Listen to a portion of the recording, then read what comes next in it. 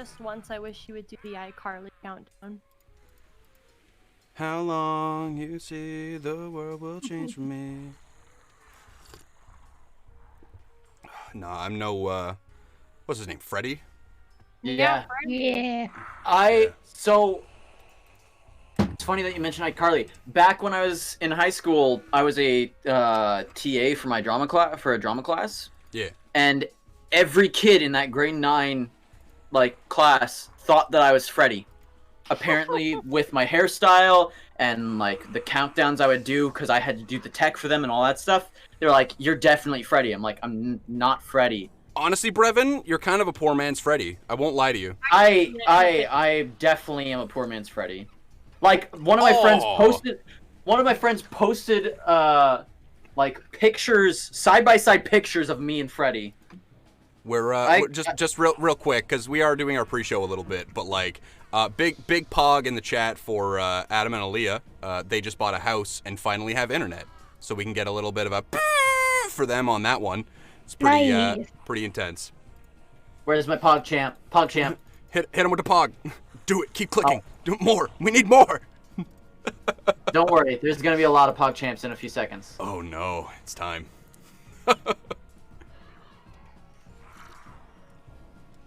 I have to scroll down, and I'm still scrolling. Yeah, Adam and Aaliyah are Pog champ! a wonderful couple, and they're friends of mine from, I don't even know how long I've known Adam, maybe like 4 or 5 years?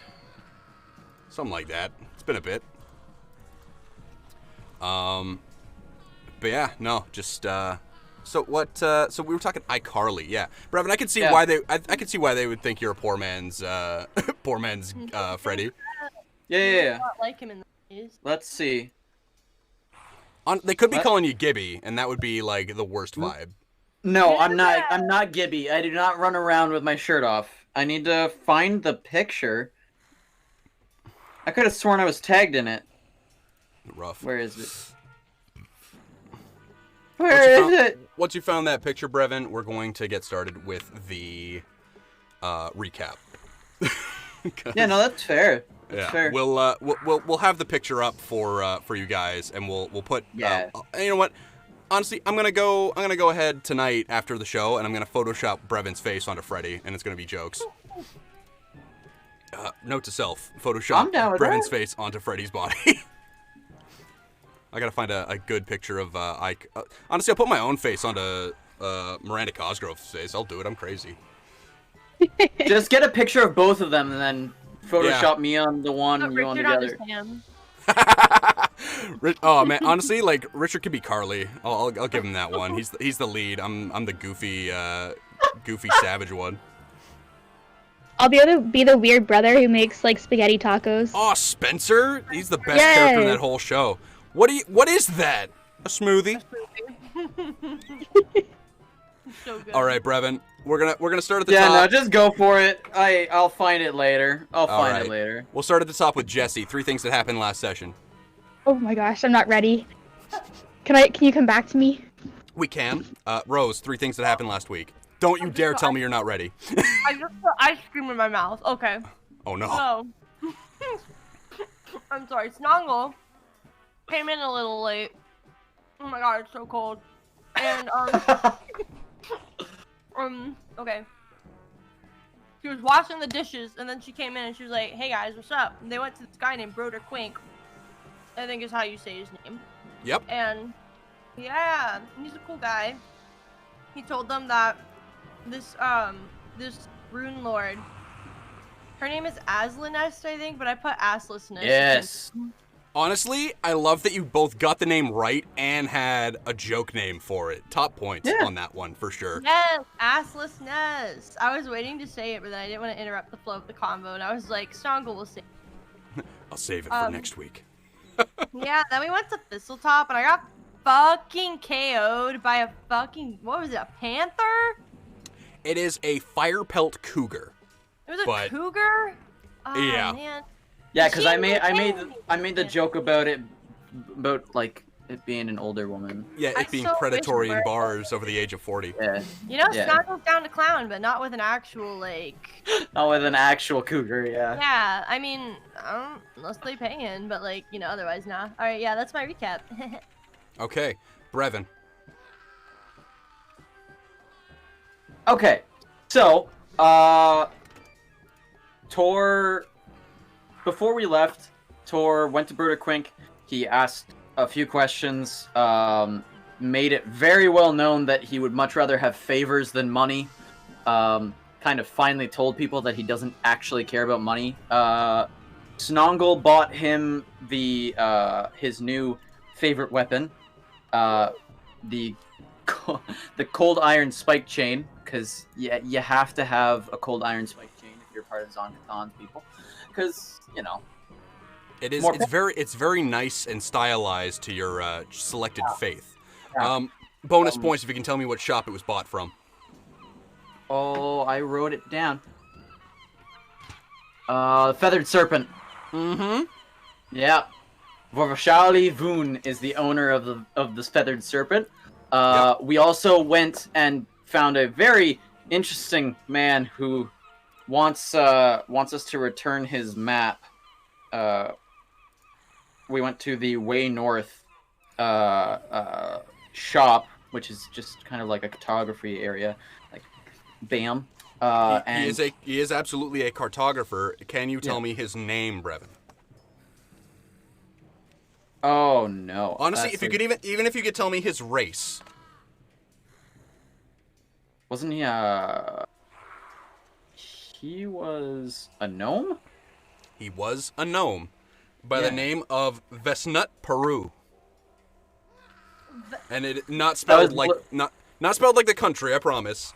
It is Vesnut with 2 T's, so good memes, and Peru with like Parooh.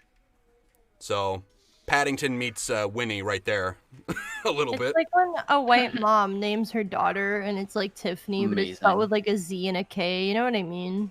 Where would you fit a Z and a K in that Tiffany, though? That's what I'm saying. Honestly, all I could think of was Elon Musk's kid. Yes, dude. There's a girl in my diversity class. Her name is Cynthony. Shout out to Cynthony. Yo, Cynthony, represent. Get her in the chat, please. What was the last thing? Tor made sure that preparations for the Palisades were continuing on as scheduled. He wasn't entirely sure whether or not Sheriff Hemlock would continue with that, because, you know, Tor kind of went off on a limb with that one. Well, Sheriff Hemlock is just as invested in the well-being of Sandpoint, if not more, than you guys are. Well, So- yeah, but I don't know whether or not he had other plans in order to protect it. Well, his plans were to leave to go to Magnamar to get some reinforcements. He showed up with a lot of guards. Yeah. And that means there's a lot of people to build those palisades you had in mind, Brevin. Nice. So it all worked out, I guess. Yeah, that's 3 things. Okay, perfect. And Astrid, 3 things happening last week. You've had plenty of time. Yeah, I'm good.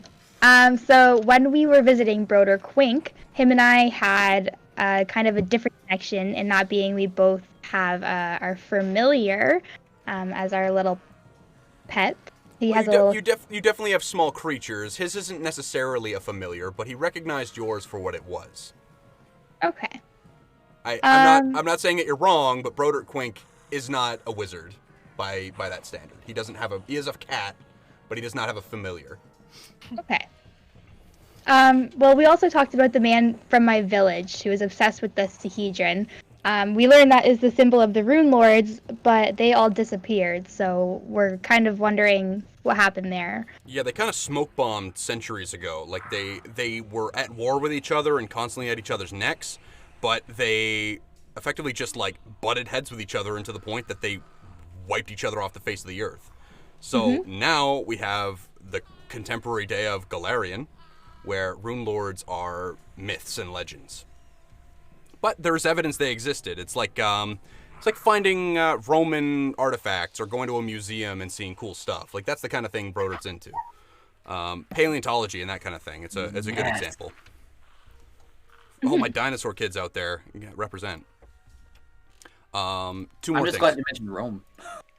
All right. Well, another big important piece of information that Broder Quint gave me was that he told me that if we empty the energy in the spawn wells, that they'll stop spawning. So that's a way to figure out how to get those things to stop. Yep. And then in the end, I ended up just pulling out a whole bunch of healing hexes. We got attacked by 4 goblin dogs that we killed off together, and we left off in quite the kerfuffle up there in Thistletop. Yeah, you guys ended in the middle of a combat. So we'll get to that right now. Unfortunately, Richard is unable to join us tonight. There's something that's taking precedence, but he's good to look after himself, and we're going to respect that in every way we can. He might be in a little bit later if he manages to get out of what he's up to early, but in the meantime, we're going to proceed with this. So, speak of the devil. Whoa! Let's get some hype for this man. Hey, Richard. I was about to write you out for the session for a bit, but you're just in time. 3 things for the recap. 3 things for the recap. 2 if you can't manage, give her. Like, whatever you can get for me. It's so sudden. I just sat down with my cookie. Let's see. I know there was some beforehand, but we entered the Thistle Woods, which I'm assuming is what they're called, leading up to Thistletop. I think it's called the Thornwood, but it I don't know. There's so many different woods in Galarian. Like, Thistlewood's fine. Yeah, we ran into a panther. Poor fucking Snongle got absolutely shit on. And then we were attacked by what we're assuming is the goblins, or the panther's master. Well, it's yes and no. You guys can assume that there's some kind of connection between this lovely green shitlord and the panther, but he gave it a name. that is the thing that really gave him away. If you can tell me the name, bonus points. But firepelt cougars are common in this part of Varisha, so having one there isn't unrealistic. The name of the panther, the cougar. Yeah, what's the cougar's name? Tangletooth, right? Bam! All right. And Richard, bonus points if you can tell me the name of the goblin. Oh, but you didn't give us the name of the goblin. He named himself. Oh, Gogmert. Gogmert the boy. Gogmert. Okay, so you're fighting Gogmert, and you've just managed to do your thing. We were in the middle of a fight last week, so for anybody who's been waiting a week to figure out what's going on with that, here we go. We're going to start at the top of the round. Now, I'm going to do a vote. Do you guys want to keep your place in initiative or roll them fresh? Starting with Jessie. Roll fresh. Roll fresh. Rose. I don't remember mine, so roll fresh. Okay. Brevin? I'm good with mine, but I'm willing to roll. Okay, roll fresh. And what about you, Richard? Same thing. I'd like to keep mine because I know it was really high, but I'm willing to change that. Yeah, Tor got a nat 20. Yeah. And Richard, you were actually towards the bottom of the initiative, guy. You had like a 13. What? Oh, well, 13 is above average. It's above average, but it's definitely lower than the rest. So what we'll do is we'll roll some initiatives here. I'm gonna roll these guys separately. Oh no. Womp womp for me. Womp womp womp womp. Well, womp for them too. Woo! So, woo lad. So, Don't choke Astrid.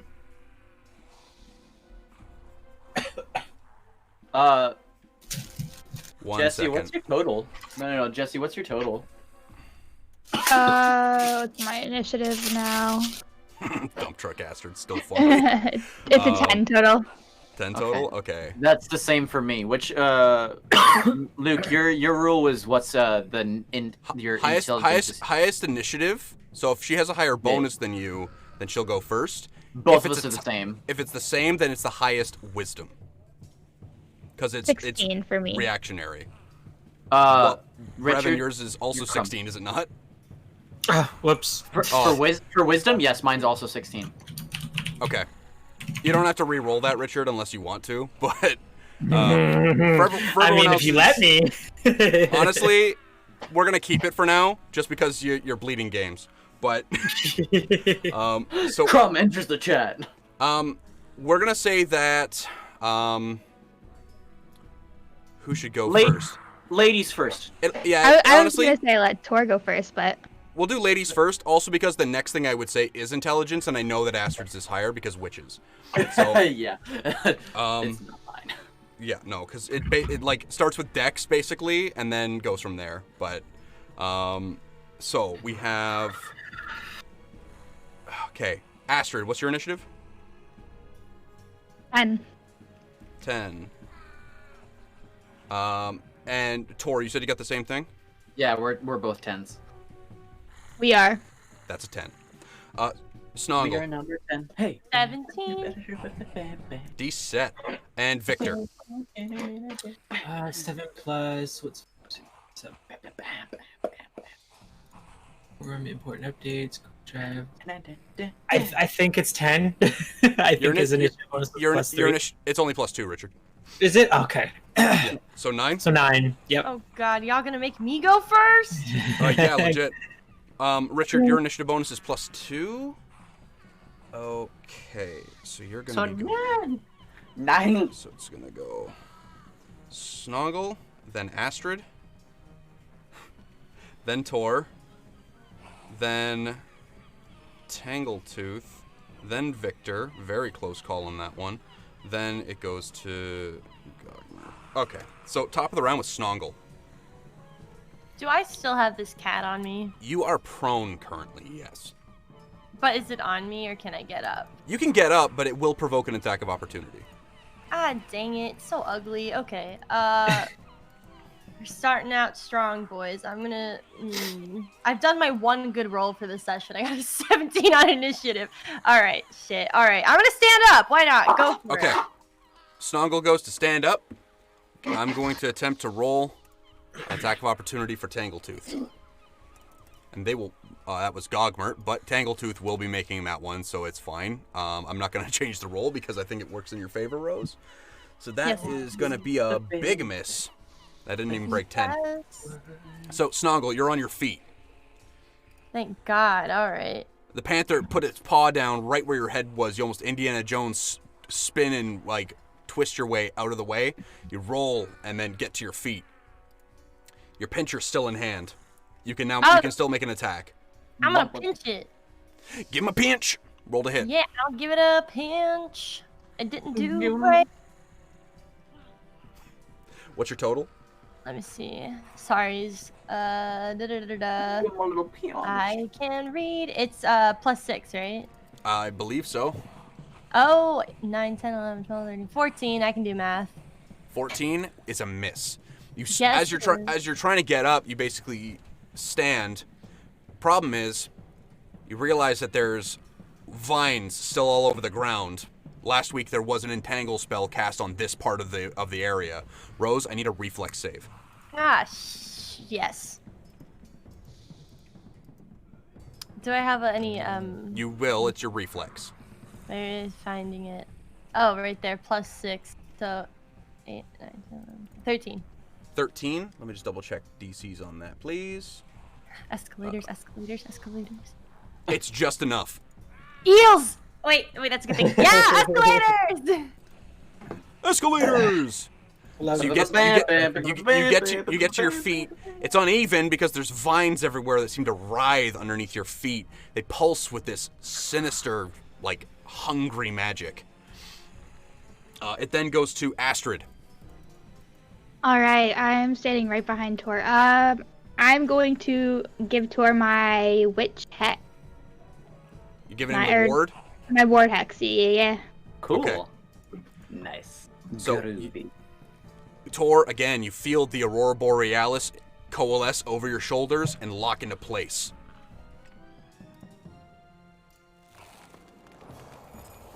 Fun. You're ready, you're pumped up. Okay. Astrid, is there anything else you wanted to do? Repositioning, anything like that? I'm gonna move up closer to this thing. I'm gonna go up beside Tor. To his left or right? To the right. Okay. So you take a shift up. Next in the initiative, it's going to go to Tor himself. In order to be able to move, I need to make my save. You do, that's correct. Oh, I forgot as well. Entangle's the worst when you don't have a visual for it. Astrid, I need a reflex save, please. Right. Is that a D8 or? It's a D20, and you add your reflex bonus to it. Yeah. Oh no. All right, that's +2. 11. 11 is not good enough. I'm just double checking Entangle. So, Entangled condition. You can use Strength or Escape bars to get rid of it, but the entire area of effect is considered difficult terrain. So, if you're ensnared, you take a penalty on your attack rolls, you take a penalty on your dexterity, and if you attempt to cast a spell and make concentration check or lose the spell. So, this is a rough one for you, Astrid, because spell casting's important. Hopefully Victor will be able to take Gogmert out before, because once he's gone, the effect should dissipate. Okay. It'll then go to... So you're entangled, you wouldn't actually have been able to move. Your legs get caught up in the vines. They lash around your legs, the thorns digging in. Ow. It goes to the next of the initiative, which is Tangletooth. I haven't gotten to go, boy. That's right, it's Tor's turn. I'm a goon. Get out!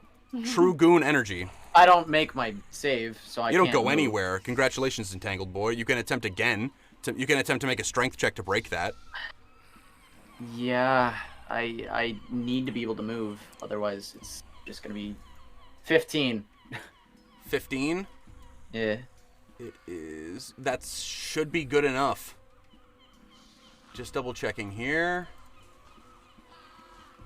Equal to DC of the spell. You make it. You break free. Tor, you grab onto it with your hands. The chain's still wrapped up in them, and you use that to rip them apart. Your hands begin to bleed a little bit with the pricks of the thorns, but that is your strength. You take your fingers and wipe it across your cheeks like war paint. It's time. That is your whole turn, because you attempted to do your reflex and do your other thing, but you're prepared for next turn. Yeah. It'll then go to Tangletooth. Victor. It's going to move here and attack Victor. Oh no! You're striking out at its master, and it's not thrilled about that. Also, because I bullied Snongle really hard in last session, so I need to balance the scales. You got, like, Rose was just pummeled by the Panther. It was brutal. Panther pummel in action. So, Victor, you had Outslug style active from last turn. What is your armor class? My armor class is... Wait, what's that? Outslug style... Oh, activated abilities. Okay, it's 19 right now. 19? Oh, I have the ward. It's 21. Astrid, no, you don't. Astrid just recast the ward. Oh, did she? Oh, no. Yeah. Well, Tor does hurt himself a lot. Tangletooth's first attack misses. Second one with the other claw also misses. Comes lashing out at you, but because you're moving so quickly, your feet are darting, and it's also...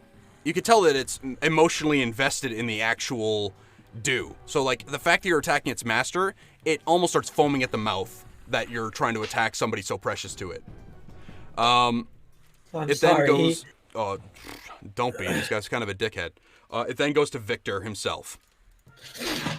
All right. Now, just as a reminder, Richard, because we did stop mid-battle, last turn you did use Step Up. So I can't 5-foot step right now. That's correct. Is an Outslug style turns off, I believe. It more than likely does, yes. More than likely. All right, let's see. So that's turned off. Until the beginning of next turn. Yeah. I'm going to give Gogmert a flurry of punches. And I'm going to... And I'm going to power attack those punches. Okay, give me some rolls. All right. I know what you need.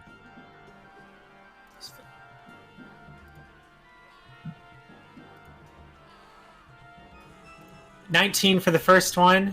Yep. 8 for the second. The second one is a tragic miss. First one is solidly connected, though. Ooh. 6. And you were power attacking. That's 9 damage. 9 damage. Boom.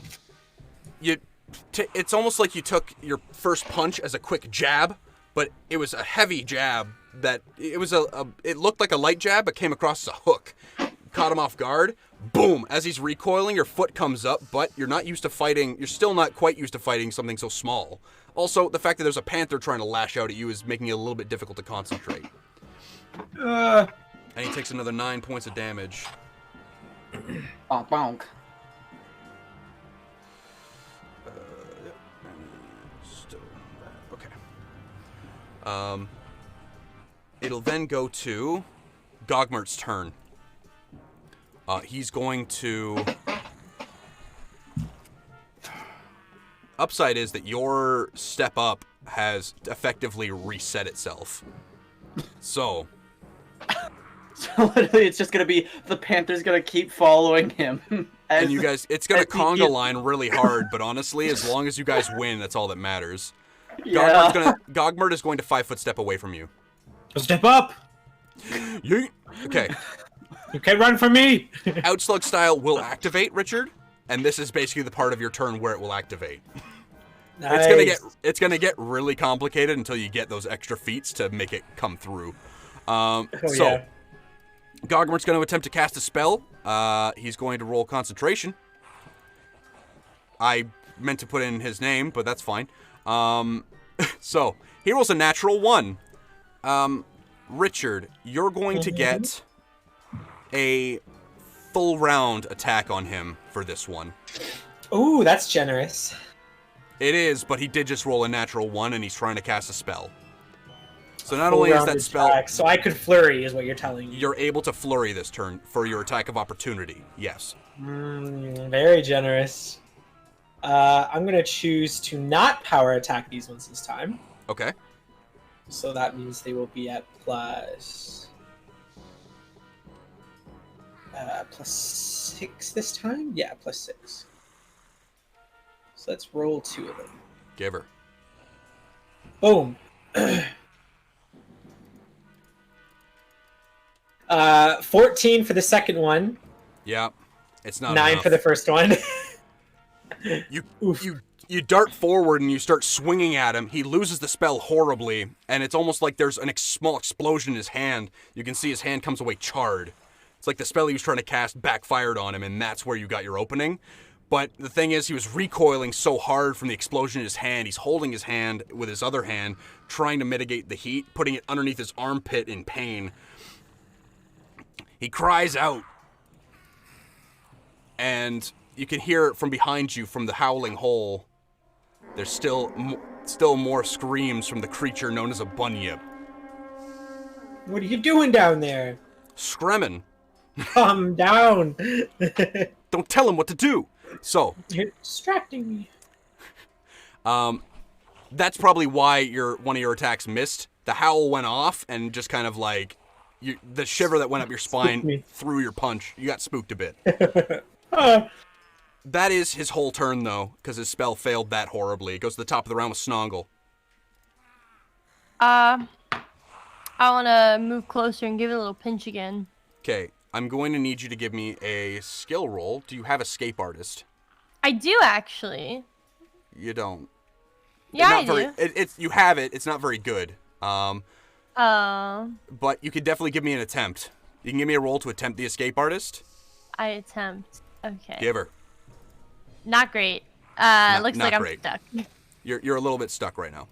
That's okay. I'll just scream in general. So you're basically, it's almost like as you stood up, one of them came up over your shoulder, and you're trying to get free of it, but it's wrapped and locked itself into your coat and your clothes.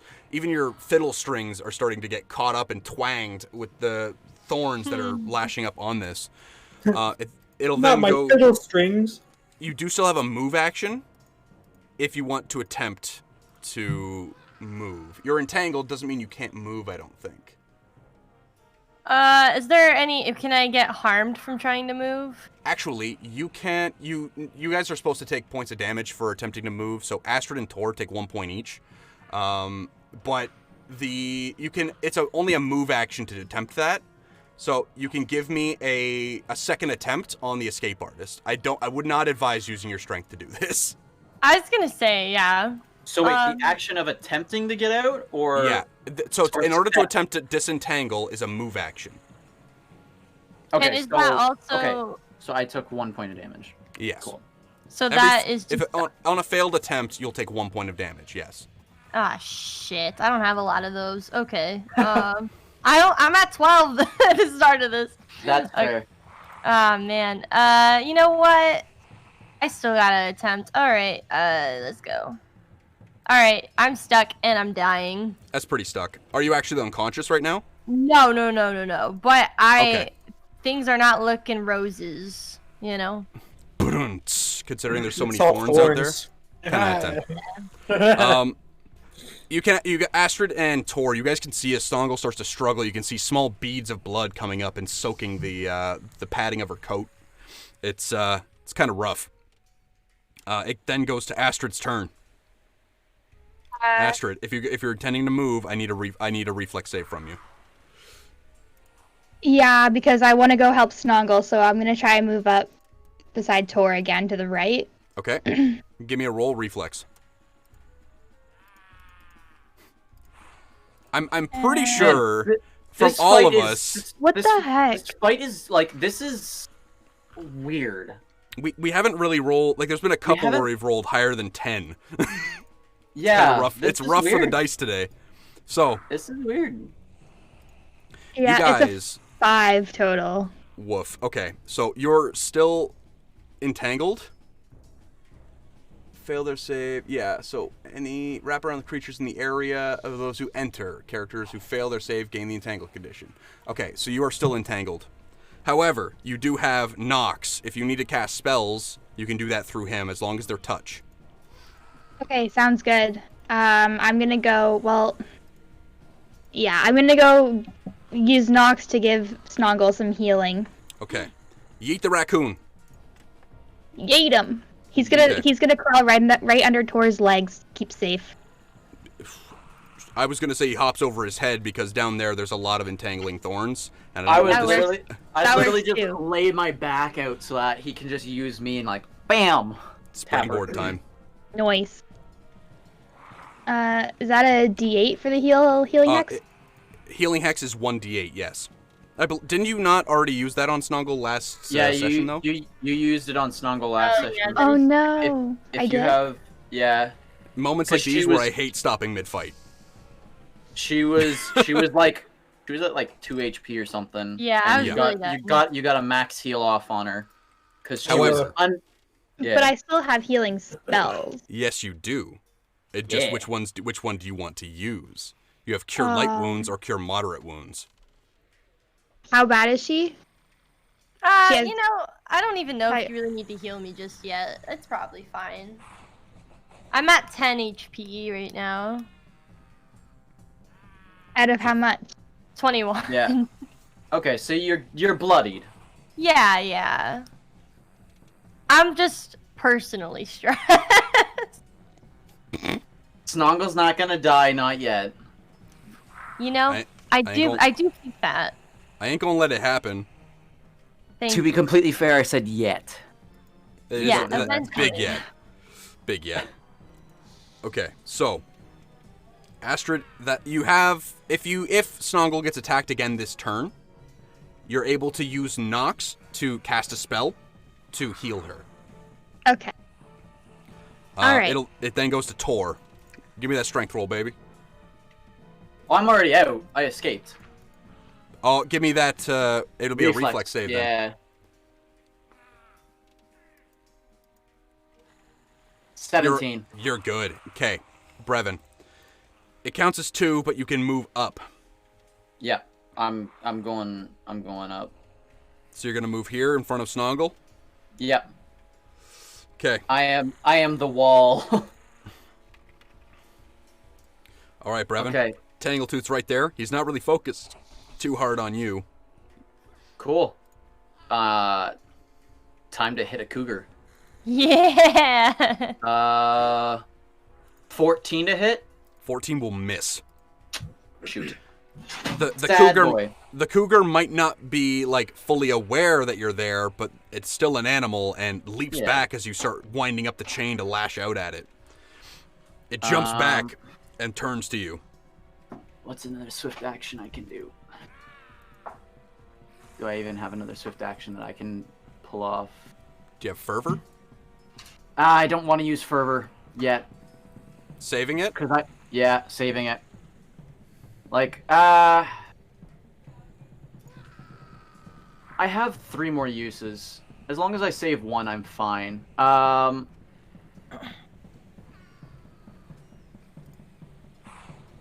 need to know, Brevin, what do you do? Yeah, let's just fervor and vigor. Okay. Fervor cast vigor, and then I can get extra damage off on the next hit. Okay. And that'll be it from me. You utilize fervor to quick cast vigor. You gain some temporary hit. You get your +1 competence bonus on your next melee attack roll, or melee damage roll. Pardon me. Yeah, damage. I'm thinking of bless. So it goes to the next thing in the initiative, which is Tangletooth. Whirls around on you, Tor. It's time. Come on. It's gonna do a full round attack on you. Yep. And it is going to... Oh, that's not his character sheet. Come on now. Bring it back now, y'all. Okay. One hop this time. The bite's coming in, Brevin. What is your armor class? Including 18. the... 18? 18. You're good. That's the bite, so you've missed the trip. Easy. 2 claws now. No. No. This dice roller can sometimes hit higher than 10. It's pretty okay, but it's fine. Tangletooth starts pummeling the ground in front of you, but you're using your chain, whipping it around in ways that make it very, very difficult to actually get up close to you without getting whacked with it. The cougar isn't able to get close enough to you to actually lay into you, even though it's making the attempts. It goes to the next in the initiative, Victor. Oh boy! Oh, Gogmert. Flurry of blows. Power attack. Brawler's flurry attack. Let's go. Brawler's flurry power attack. Sorry.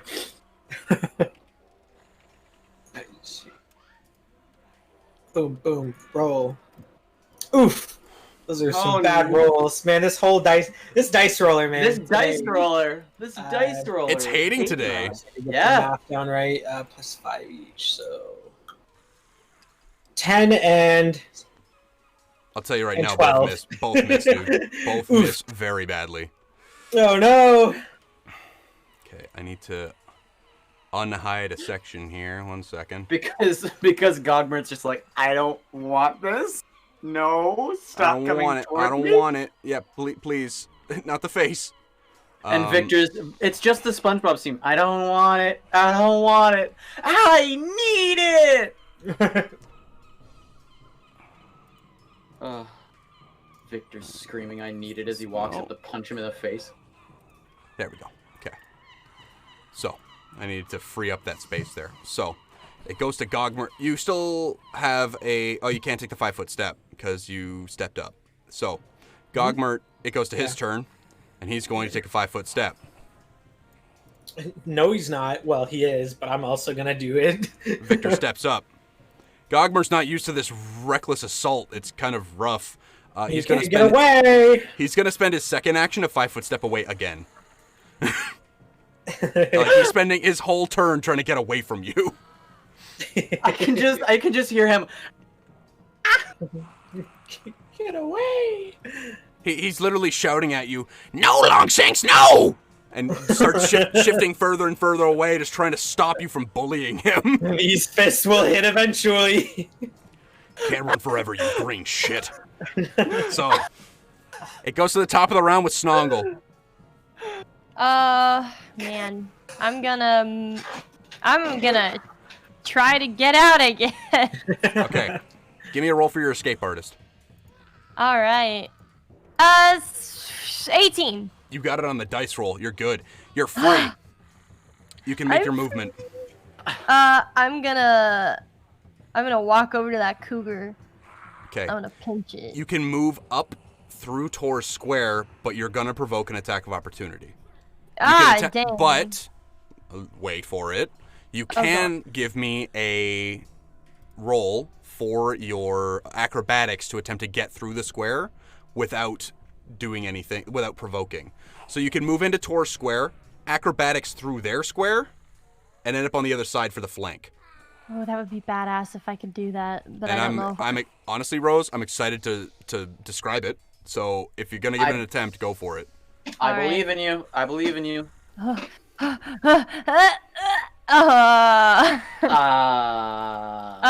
Ruh-roh. 8, 9, 10, 11. Nah. 11? I'm pretty sure his CMD is higher than that.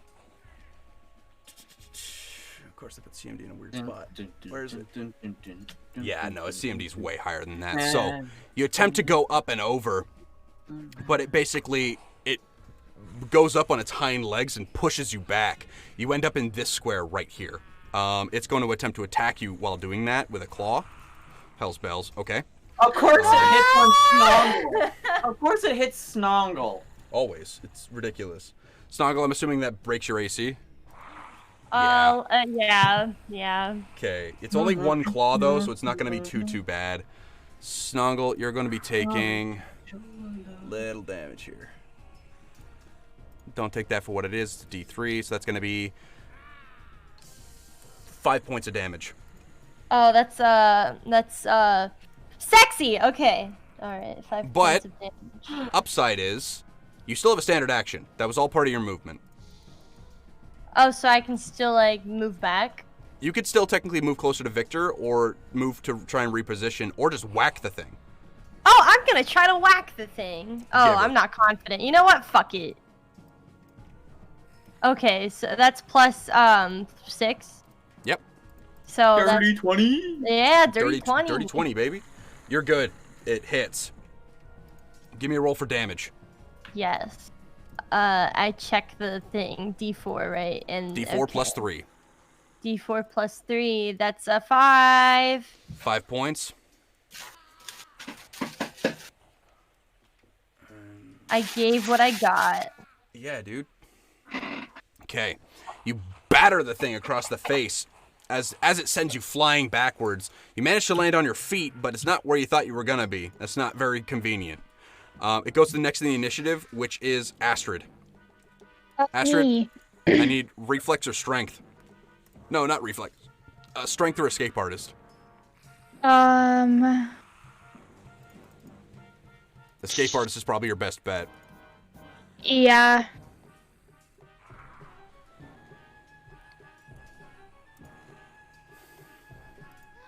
Nice, that's a fucking finally, man. Your first actual move, like your first square, will only count as a regular square because of the nat 20.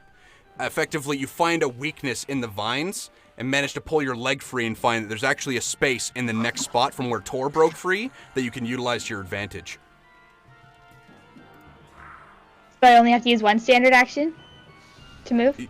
So you used your move action to do that, but you basically were going to use your standard if you want to move further up. Oh, okay. Yeah, I'm gonna do that. I'm gonna move up Okay. behind Tor. So that's 1, and then 2, 3, and I need a reflex save. Entangled is a scary spell, but you got it, no problem. And 19 total for that. 19 total, you're God-given, for sure. So, Needed that. Tangletooth also has used an attack of opportunity this round, which means that you can technically move up through Tor Square and get into this fray and out of the entangled stuff right now without provoking. Yeah, I'm gonna do that. Okay, so you step up and past Tor. You and Nox, him chittering away in your ear. You can tell by the vibe he's giving off. He's asking you, what are you doing? And you move up over to this side of Tangletooth, your lantern staff in hand. Beauty. As you pass, you can feel the cold energy coming off of Tor from your the ward that you've put on him. You can feel it. It's almost like home as you glance past him into the rest of the combat. After Astrid, do you want to flank with Tor, or do you want to wait for Snongle to flank with Tor? I'll wait for Snuggle. Okay. It then goes to Tor's turn. Can I actually get to the spot to flank with Snongle? You could try for acrobatics to do that. Oh God, no. Yeah, it's rough. Oh, -1, hell's bells. Yeah, it's no, doable, but you're chasing the monkey right there. That's not great. You know what? I'm just gonna. Monkey. Go monkey chasing. Do it. Funny monkey. Or you could just wail on the thing with your cold iron spike chain. I'm just gonna wail on it. Give her. 17 to hit. 17 to hit. It just misses. Ah! This thing is fast. It's not even that it's difficult to hit. It's that it's difficult to pin down where it's gonna be, because it's leaping around that 5-foot square, and you keep lashing the floor where it was 2 seconds ago. You got to lead the shot, but you're trying to figure out how to actually do that. So it then goes down to its turn. It's gonna do a full round action, but it's gonna split them up. Astrid and Snongle, you're getting claws. Tor, you're getting the bite, because you're the one threatening it the most. Tor. That hits. Yeah, it does. Even with the thing, Yeah. It has a bonus to that attack, so that will hit. Yeah. What is your CMD? 17. 17. Oh, you're tripped. Tor, you're on the ground. Astrid and Snongle, you're each getting a claw. This one's for Astrid. This one's for... Ow! Yes. For Snongle. Yeah. The dice roller just hates Snongle. It seems. Yeah, it does. Change your name to like I don't know. Dice Snongle. roller confirmed racist. So I'm gonna roll to attempt to confirm this critical hit. And it will not. Oh, thank God. All right, God So- kind of likes me. A scooch. Which one, we don't know, but we'll see. So, Brevin, you're going to be taking 8 points of damage as the teeth wrench into you and throw you to the ground. Ow, but like in a bad way, if that makes sense. Astrid, you're going to be taking one point of damage because it's a secondary attack. And Snongle, you're taking 2 points of damage. Secondary attack. Awesome. Okay, it then goes to Victor. Ooh, I'm gonna move because I can't 5-foot step towards Gugmert. Okay, you move up. I'm gonna give him a solid hit. I can't flurry right now because I moved. Yep. So give me an attack roll. Power attacking? Yeah, I'm gonna power attack that one. Might as well make it count. 7. Woo.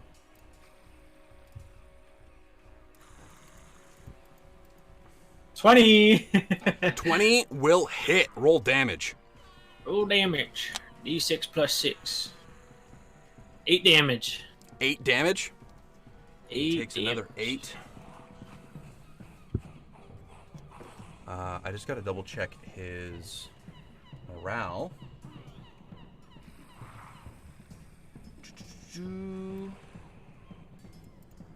Okay, I know what he's up to.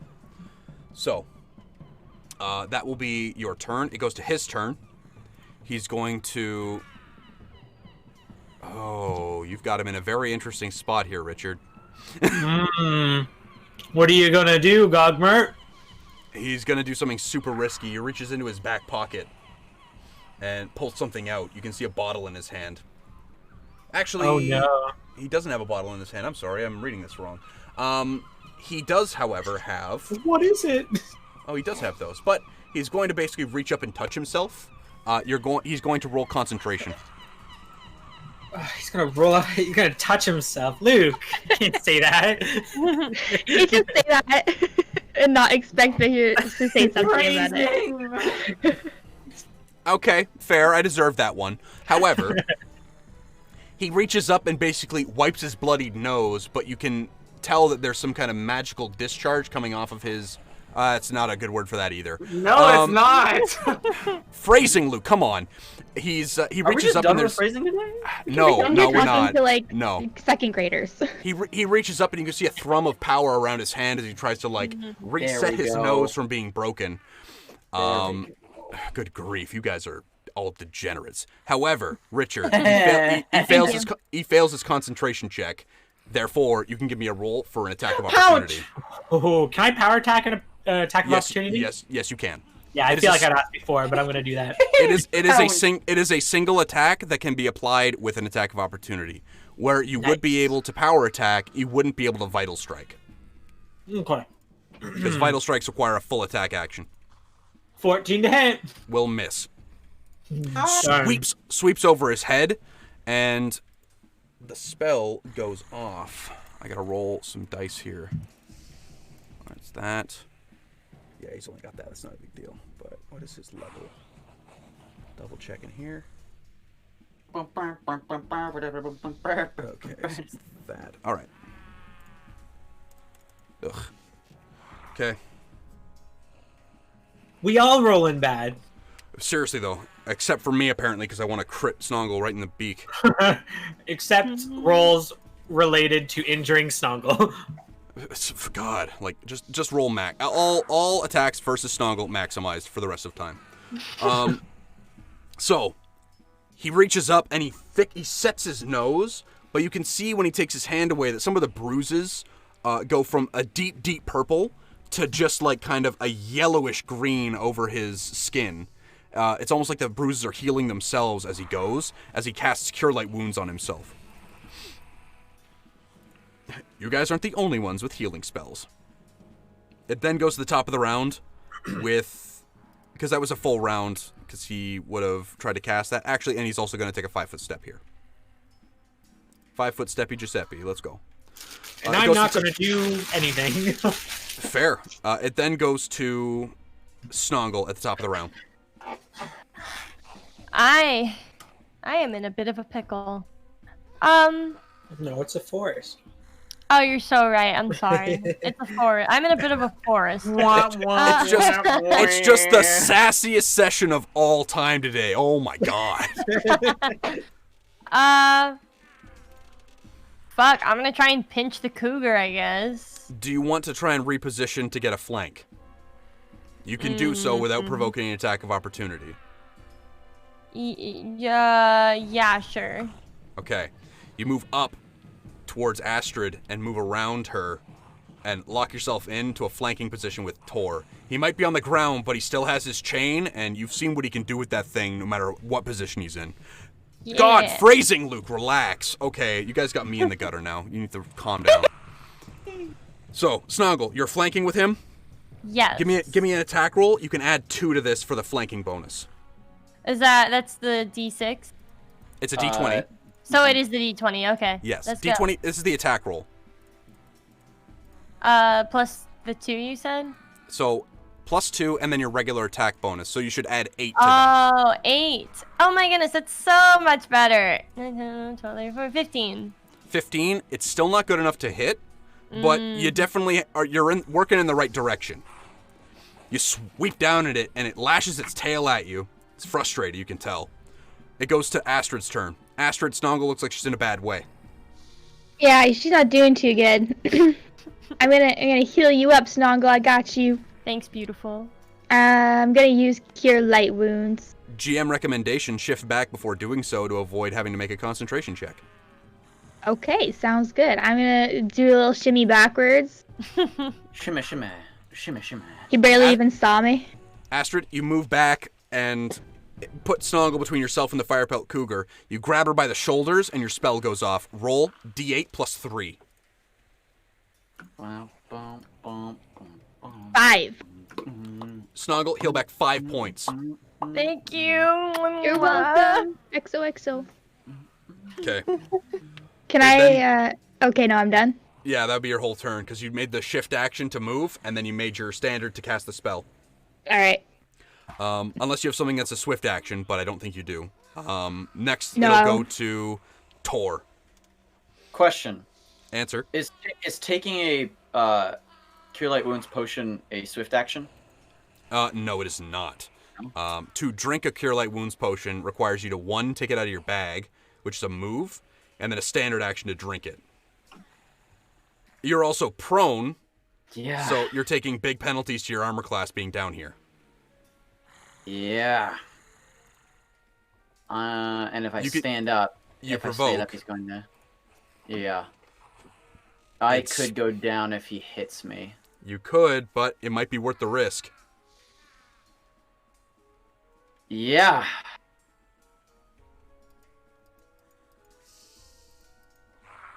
Yeah, but we're just gonna try. We're just gonna try. Okay. We're gonna stand up. All right. He's gonna make an attack of opportunity against you, and it misses horribly. Obviously, it's getting distracted. Its head's bouncing between you and Snongle and Astrid. The amount of magical energy coming off of the three of you, basically, from your divine fervor to Astrid's arcane, like, clusterfuck. There's no other word for it. Okay. There's healing magic from over there. It senses its master getting hurt and then healing, so it's just a sensory overload for the poor bastard. You stand up, your chain's in your hand, you spin it up. I have a +8. I have a +8. Let's hope. No. Brevin. Holy crap, man. What is going on? I was rolling bad last week, too. Oh, no. This makes no sense to me, man. How do I want to handle this? So Brevin, the entangle spell is still going on back here. Your chain is going to end up 10 feet behind you in the entangling vines. Right there on the map. Can I grab my other one off of my belt? You do still have that one off your belt, but you're going to have to wait until next turn. Unless you miraculously have your quick draw feat. I don't. I definitely do not. Okay. What is going on? I literally can't do anything. Brevin. Yeah. Why have you never used Weapon of the Chosen?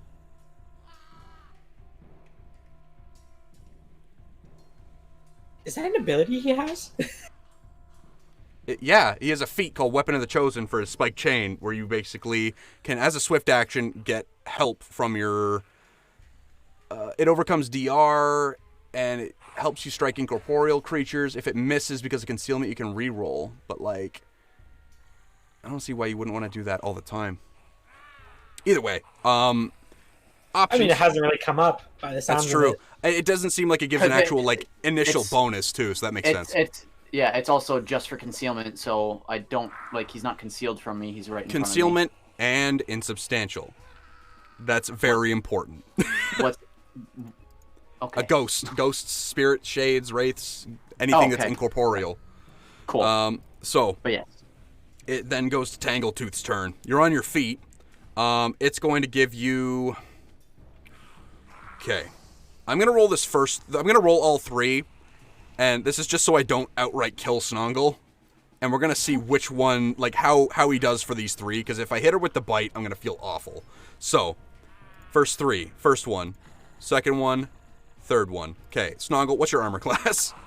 It is 17. 17? Okay. You're hit with the second claw. Brevin, what's your armor class? 16. 16? You're hit with the bite, and that's it. It's not going to attempt the trip because it's trying to do more stuff. Actually, I might just go down still. Yeah. So, Brevin, you're going to be taking a bite. That's going to be 4 points of damage. I'm still up. Excellent. Snongle, why did I get rid of that? You're going to be taking 2 points of damage. God loves me. All right. It lashes out with both claws and spins around and bites Tor.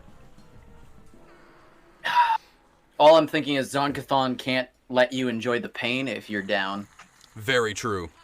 It then goes to everyone's favorite, Victor. Whoa! Yay! Victor Bonk Bonk? Ooh, first I'm going to 5-foot step to the right because I didn't take the 5-foot step last time, so now I can do it on my turn. Very true. So you 5-foot step, outslug style in full effect. Fully activated. Bunk bunk power attack. Double hit. Give me a roll. Times 2. Times 2. Right now they're at a plus. It's -1 from the power attack, so both are +5. Whoops, I missed the button. Oh, good. God bless 12 and an 11. Why? I don't know what's happening. What's going on? Okay.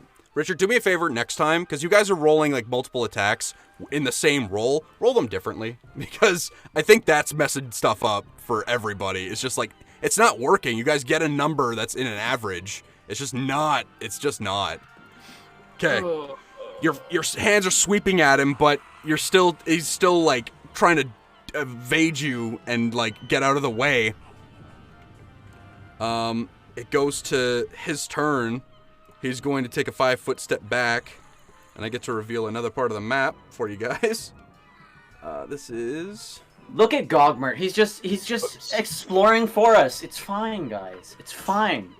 I'm not at 4 HP. Trying to get the hell away from me. Oh, is he trying to leave? No, he's not. 5-foot step. Okay, let me just get this. Nope. It's going to be 6. Yeah. So, you 5-foot step up. He's going to... Why are you running? He's going to attempt to cast a spell, Richard. So you can give me an attack of opportunity as he attempts a concentration. All right. Which he will succeed the concentration check if you don't do damage. Oh, I'm going to succeed the damage. Okay. Give me a roll for damage. You're power attacking, right? Yeah. I didn't say it that time, but I have been every time, so I'm glad you assumed that. It's been pretty consistent. Anytime you're not flurrying, you usually power attack. Yeah. Let's see. -1. That's a +7 on that. 23 to hit. So damage would be D6 plus 5. 6, 7 damage. D6 plus 7. 10 damage. 10 points? Yeah. Those bruises seem like they were a lot better when they were on his face, and you decided to put them right back where they were. Good. You punch him directly on the nose, and it gouts with blood again. Freshly healed blood vessels bursting open all over his front of this mangy coat. Richard, I'll give you a description of where you are right now.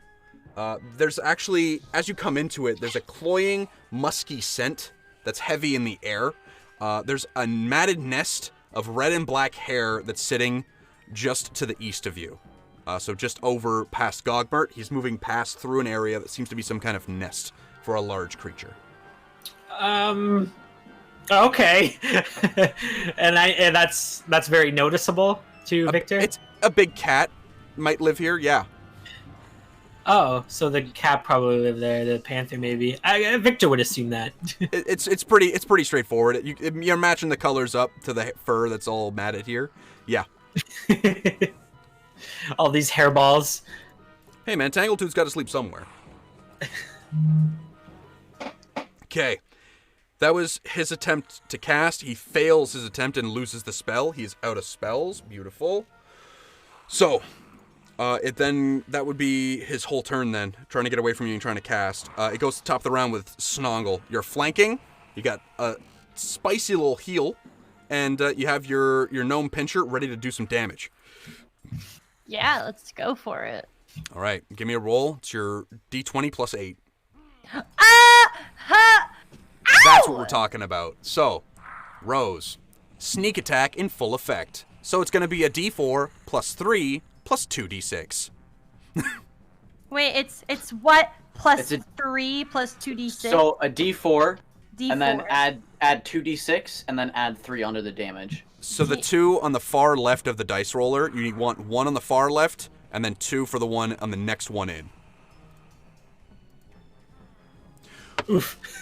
So that's great. That's the second time you've done that with your sneak attack. What is with this dice roll? We're gonna have to burn it to the ground. So that is, you rolled max for the base. So your base damage does 7, 8, 9 points of damage as you wail on Tangletooth.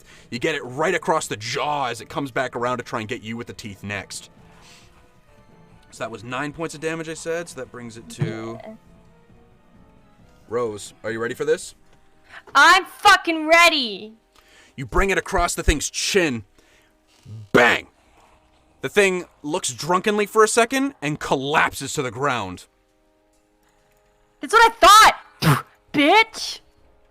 Rough but understandable. Oh. Tangletooth falls to the ground unconscious.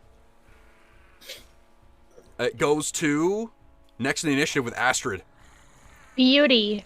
You could just see Richard moving. Not Richard. You can just see Victor moving out of your line of sight a little bit. He's making his way further to the south. All right, I'm gonna head over there with my guy Richard. Okay. Or Victor, I mean. You can get here, no problem. Perfect. You still have your standard action. Did Tor get hit by the panther? Oh, Tor got bludgeoned by that panther. Right, so that hex is gone. So guess what, Victor? You're the newest recipient of Astrid's ward hex. Pew, pew, pew. So, Victor, this is what you needed. This was the vibe. Astrid's cold embrace envelops you once more, the mantle of power from her ancient Kelid roots, embracing you and pushing you forward to do more. It's time. So, it goes to next in the initiative with Tor. Is that 21 AC I got? Oh, goodness.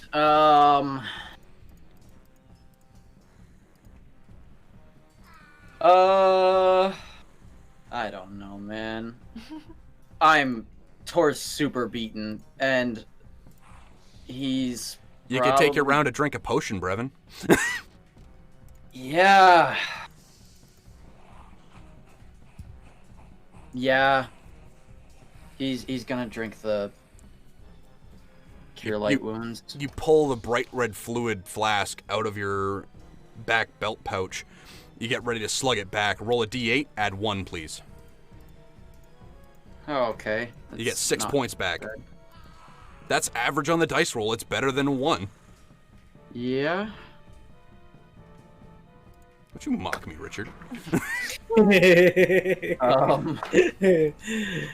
Yeah, Tor's just gonna stay there. I always hit him with the razzle dazzle. Posting memes, calling me out. Okay, goes to next in the initiative, which would be Tangletooth, who is Gonzo. Victor, it's your turn. I mean, is there room in the square down below me to 5-foot step to? I'm going to say yes, because it's only half concealed by what would be a tree, but you're not going to be able to get past that. Consider this basically a wall on this side. Consider a wall, so not difficult terrain? No. You're able to 5-foot step into this, but you can't get past this. All right, so I'm going to 5-foot step. I don't think I can. No, because I did follow him, didn't I? You did, that's right. I did. Oh, caught that. We will eventually get this more down, but this is very much new territory for a lot of us. Figuring out step up can be really complicated. It's going to get easier, I'm sure. Oh, absolutely. Once you add more feats to it to just make it easier, it's like, yeah, don't worry about half the stuff that makes us bad. So I am going to flurry power attack, though. Give her. +5 for each hit. Regular flurry. You know what? I'm just going to do a regular flurry. Regular flurry? Go for it. Flurry. So that way I get the +6 instead of a +5. I've been missing a lot, so. Roll the 20 separately, dude. Boom. Boom. Yeah, I thought I'd do that this time. Okay. 12, so, 13, what are your totals? 13 and 19. 19 will hit. Give me a roll for damage. Oof. Slug style is not on, so it is only +4. D6 +4. 8 damage. 8 points? Mm-hmm. What's up, Ben? Okay. He looks like he's barely on his feet. He's staggered. You can see that, like, half of the teeth in that... Obviously, there's an image of his grin, but half of the teeth from that picture are basically all over the floor. They're all over the place. His mouth is just dripping saliva and blood. He is barely on his feet. It goes to his turn. Does he even have a weapon? Like... Yeah, he's gonna attempt to do that. Okay, so he's going to his abilities. Okay, Richard, you're gonna get an attack of opportunity as he pulls his spear out. Ooh, no, you don't. Give me a roll. Bonk.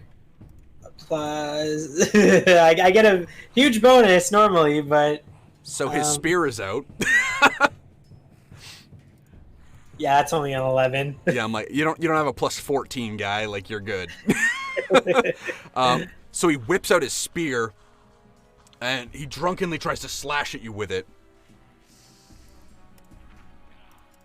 Missing completely. It goes to the top of the round. Snongle, it's your go. I have a decision to make. You know what? I've decided. I'm gonna walk over. I don't think I can make it very far, though. You can get to about here. Oh, I'm looking at the live stream on accident. Goon. Yeah. Okay, I guess I'll go there. All right. You can still hold a standard action if you want to.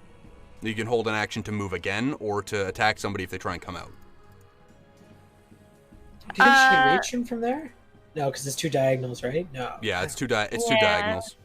I wish I can just hold it, right? You said Yep. in case somebody comes out. All right, I'm gonna do that then. As you move over there, you hear another screeching call from the hole behind you.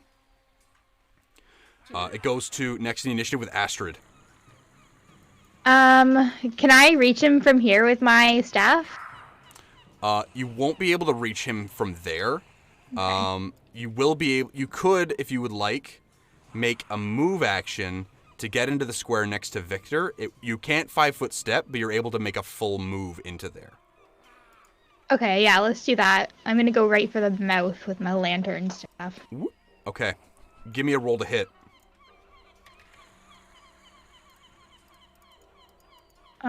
That plus my base attack, so 11. 11? It's not enough. Darn. You sweep at him with the lantern staff, and the fire dances past his eyes. He looks a little bit shocked, but that makes him reel back a little bit. He evades the lantern staff, but barely. You can tell that he's on his last legs. It's going to take probably one more hit to deal with him. It goes to a little bit, yeah. I called you Ben earlier. That should have been more suggestive. It goes to Tor, everyone's favorite, the torturous Tor. I'm not gonna pull my chain out. I'm going to walk so that he is within line of sight. Right here. Yep. Tor is going to put his hands forward and he's going to cast Barb Chains. His Give me a last roll. Barb Chains. Okay, What's your total hit points at right now, Brevin? 10. 10 out of how many? 24. 24? Okay.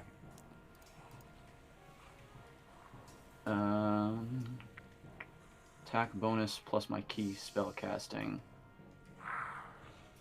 So that's gonna be a +5. Oh my god, man. Oh no! I literally can't roll. It's not gonna hit. Tor, you have blood seeping down over one of your eyes, and it skewed your depth perception. It fires up just in front of him and lashes out over the treetops back towards Sandpoint area before dissipating. It goes to Victor next. 5-foot step down.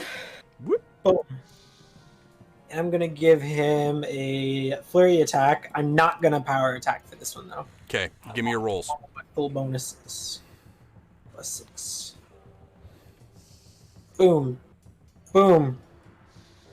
The first one is 23. Second one is 12. 12 is missing horribly, but the reason is because you've already caved his skull in with the first attack.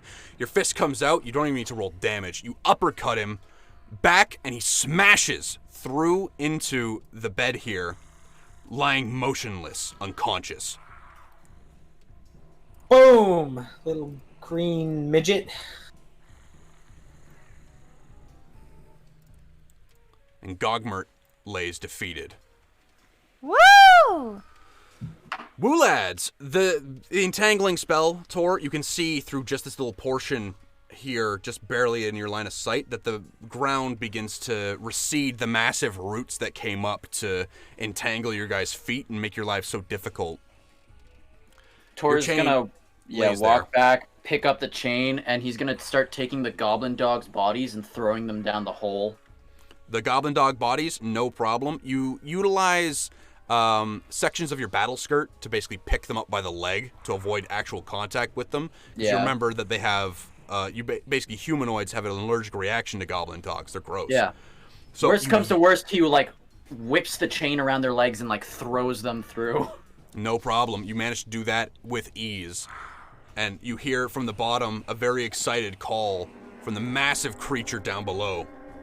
And you hear a thrashing sound in the water. You're welcome. You guys gather up over Gogmert's fallen body. He's dead as hell, but you guys are pretty hurt. I mean, Victor's all right. Yeah, so is Astrid, really. Tor is not. Tor is not. Is not doing great, but I don't know. We can do whatever you guys want, I guess.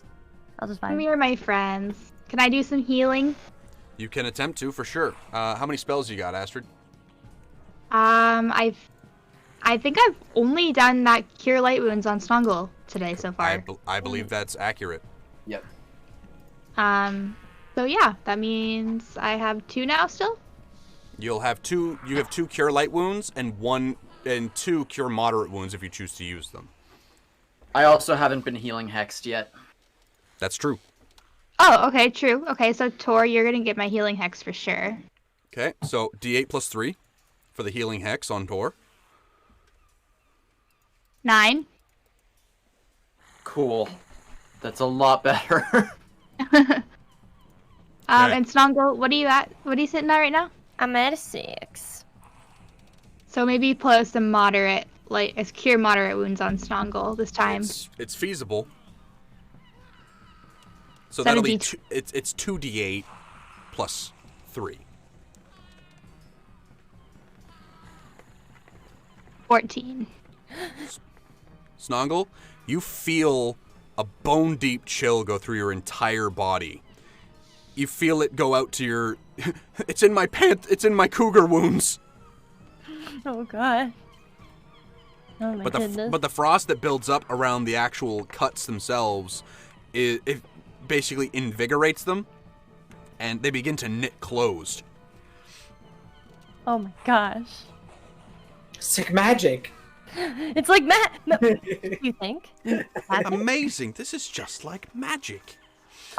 Snongle's gonna blow a little kiss at Astrid and say, "Thank you." You guys also have line of sight to this good times. Should be right there. Yeah. So as you guys are standing over the fallen Gogmert's body, you guys recognize. I'm gonna describe the area to you. There's a tangle of vines that hang from the thorny ceiling. In the chamber here, it's suspended a clattering collection of bird skulls, rib bones, teeth, etc. Like it's other gruesome decor all around this small room. There's a few places where the vine droop all the way to the floor. A large nest of nettles and thorny vines sits to the south. A halo of half-eaten dead birds and rats indicating whatever sleeps here there eats in its bed.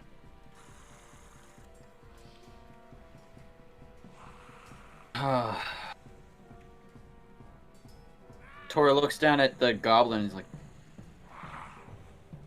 "You were never taught manners." Brevin, you will see that there are quite a few things on his person. Yeah, I'm gonna start searching him. Okay. You peel back his coat and you find a bottle. You find a pair of bottles that look very similar to your own potions of Cure Light Wounds, if the glass isn't a little bit roughed up or less higher quality. There are a pair of wands, a set of small leather armor that looks like it might fit Snongle, a sling, the spear, and a cloak of some kind. Can I detect magic on the cloak? The cloak has magical properties. You'll also get magic signatures from the armor and both the wands, as well as the potions. Tor will hand the wands to Astrid, because Thank you. can't use them. Cloak. Yeah. Astrid, on the wands themselves, you can give me a spellcraft roll. I'm gonna you can give me one for each of them. Tor, do you also have spellcraft? No. No, I do Heartbreaking. not.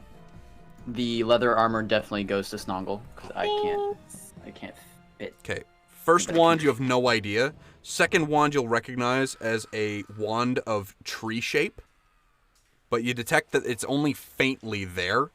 There's only 2 charges left on it. You can mark that down. I need another 2 from you, please. Sorry, wand of tree shape? Wand of shape trees. Tree. No, it is wand of tree shape. I lied. Snongle, you also have a potion of cure light wounds, and Tor's keeping the other one.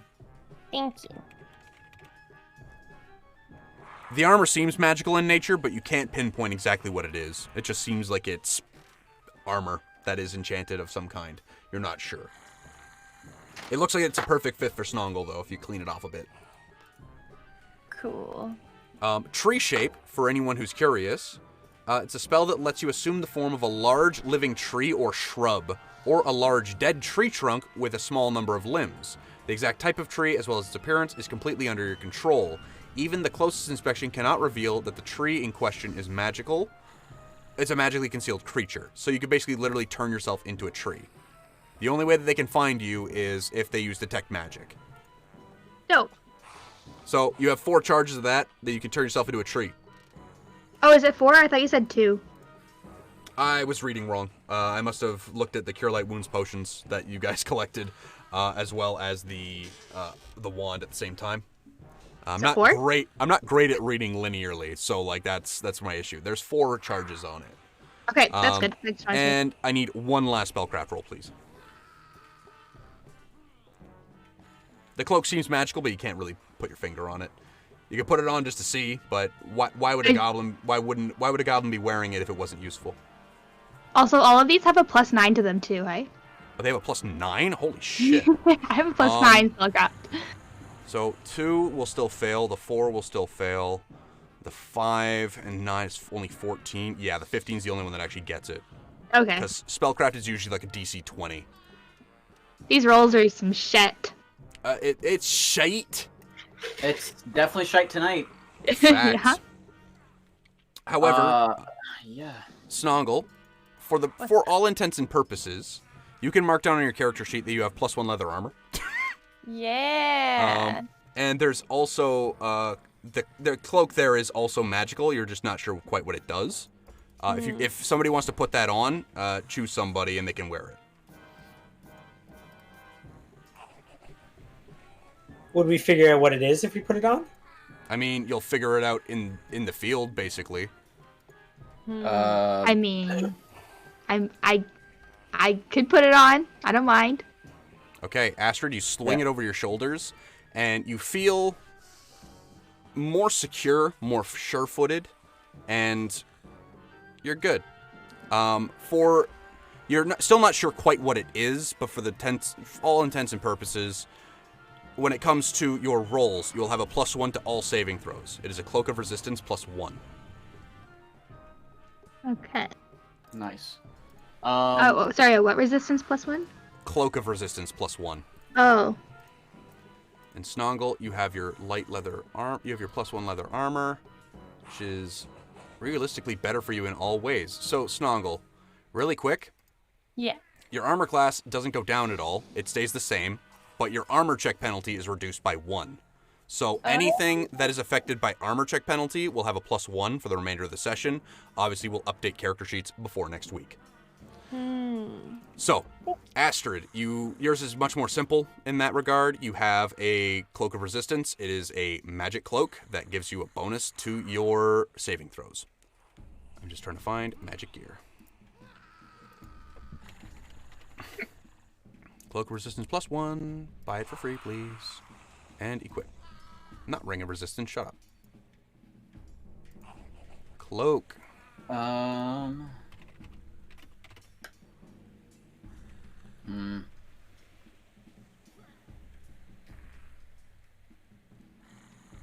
What? Oh, there it is. Cloak Resistance +1. Buy for free, add and close.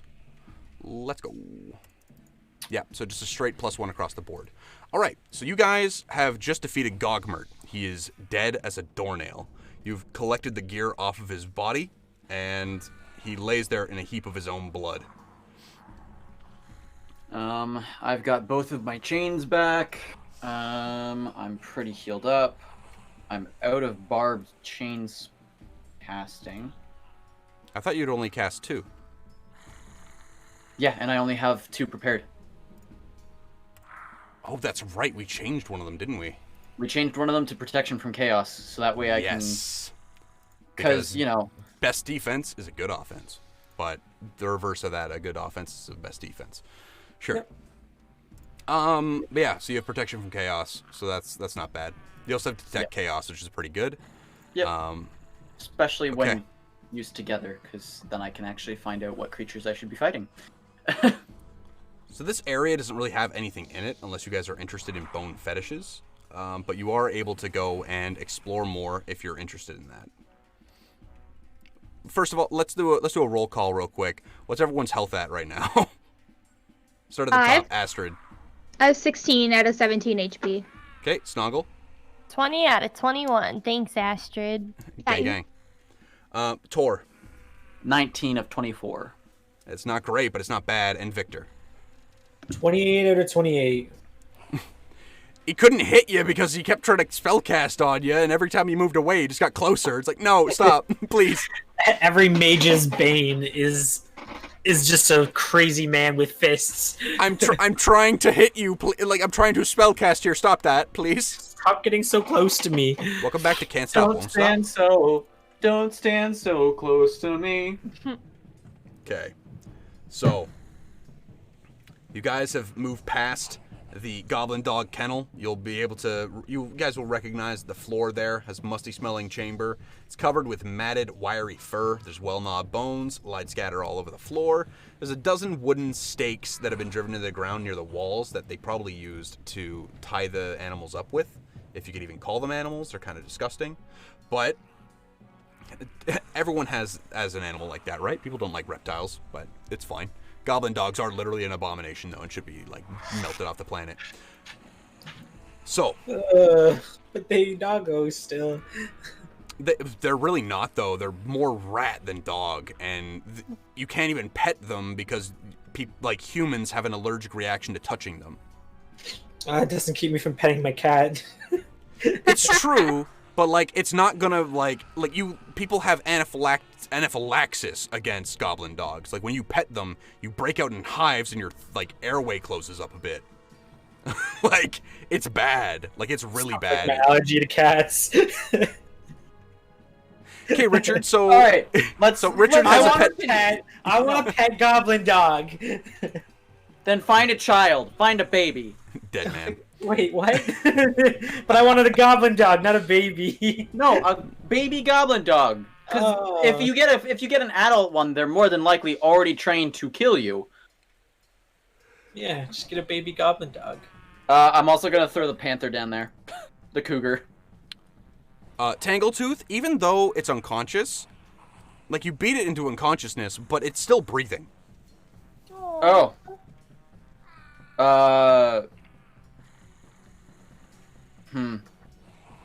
Feed it to the shark. Tor will take the blade of the spiked chain, and he'll take his hand and just jam it through the heart, and then pull it out and throw the cougar down the well. Okay, Tangletooth bleeds out humanely, mind you.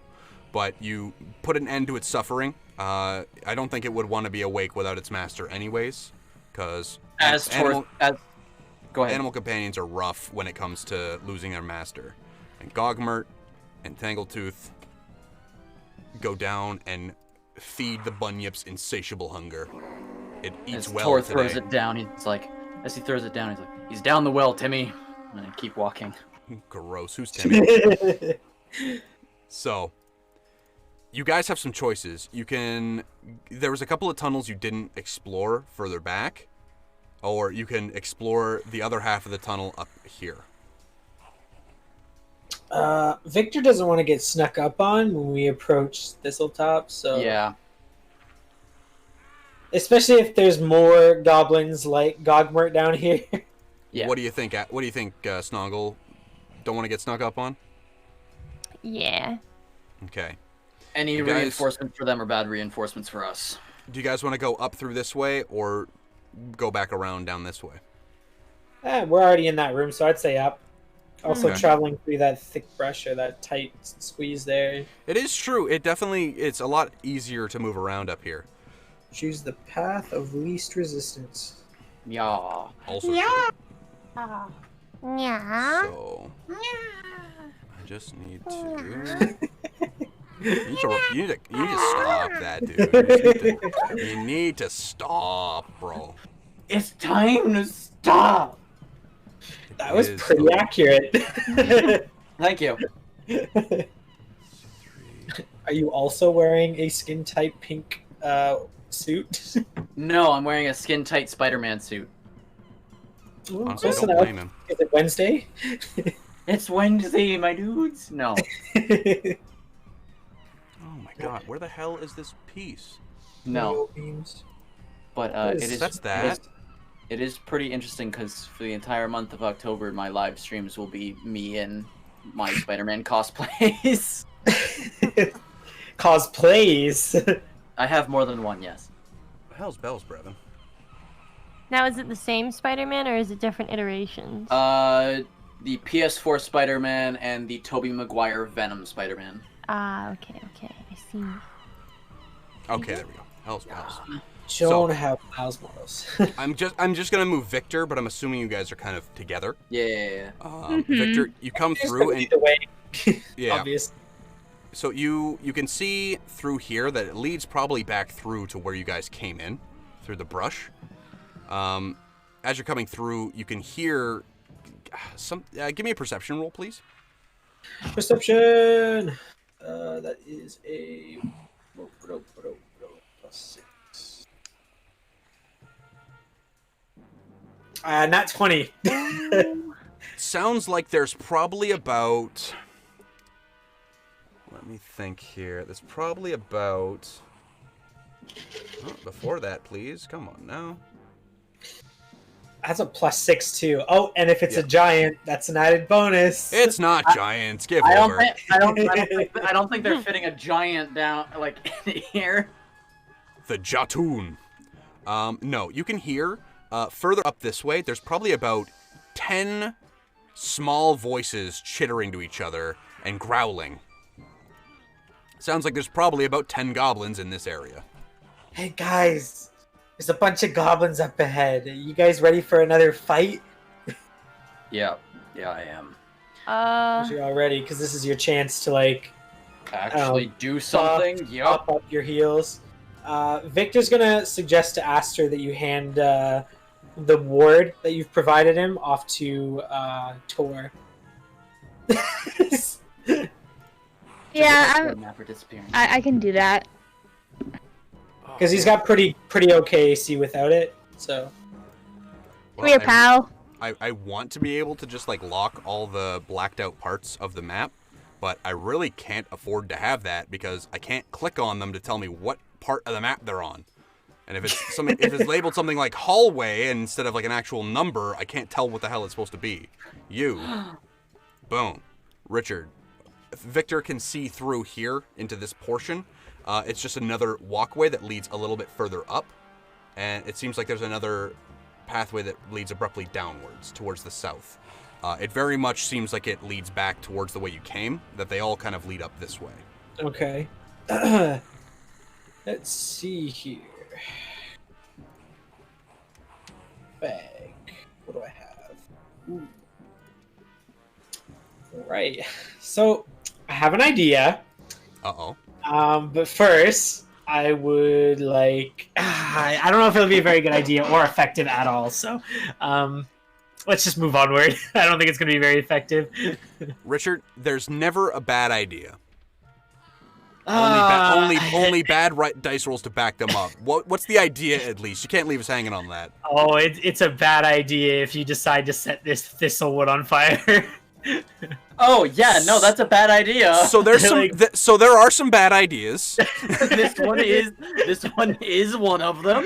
I was thinking to smoke out the goblins so we can like get them through, like funnel them out and get them one by one. But we could smoke them out without setting the logs on fire. True. I also don't want to alert the goblins at Thistletop yet. Yeah, like the smoke would probably be seen by at least someone. Yeah. So I'm just Victor's gonna lead the way. We're just gonna prepare for a fight. Are you guys attempting? Right beside him. Are you guys attempting any kind of stealth? I would like. All right, Snongle, you crouch down, and you take up a position. Now, do you want to go in first? Yeah, I might as well, I guess. Okay, roll the stealth check. Yes, sir. Sir, ew, that hurt me, dude. Ow. Let's see. Plus stealth. Is it stealth? It'll be stealth. Yeah. Remember that your it should be a +7 to your stealth instead of a +6 that should be on your or I'm on Tor's character sheet. One sec. It should be a +13 to your stealth. Snongle. So got a +12. 13. Got it. I got a 30 then. So Snongle, basically, what you do, you get down, you take up some of the like compacted dirt and blood from the ground from before, like on your hands or whatever, off your clothes, and you just start to like rub it into your face a little bit. I'm such a little creature.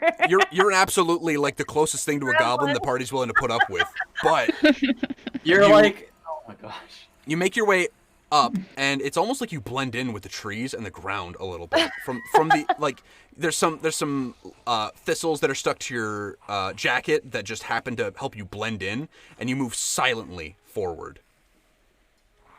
So, I'm gonna make a roll, and we're gonna pray for these lads. It's not a natural 20. But they're so screwed. Tor's going to turn to. Holy wow. That's your internal monologue because you're in stealth mode right now. Oh. So, Snongle, you know where they're positioned? Yeah.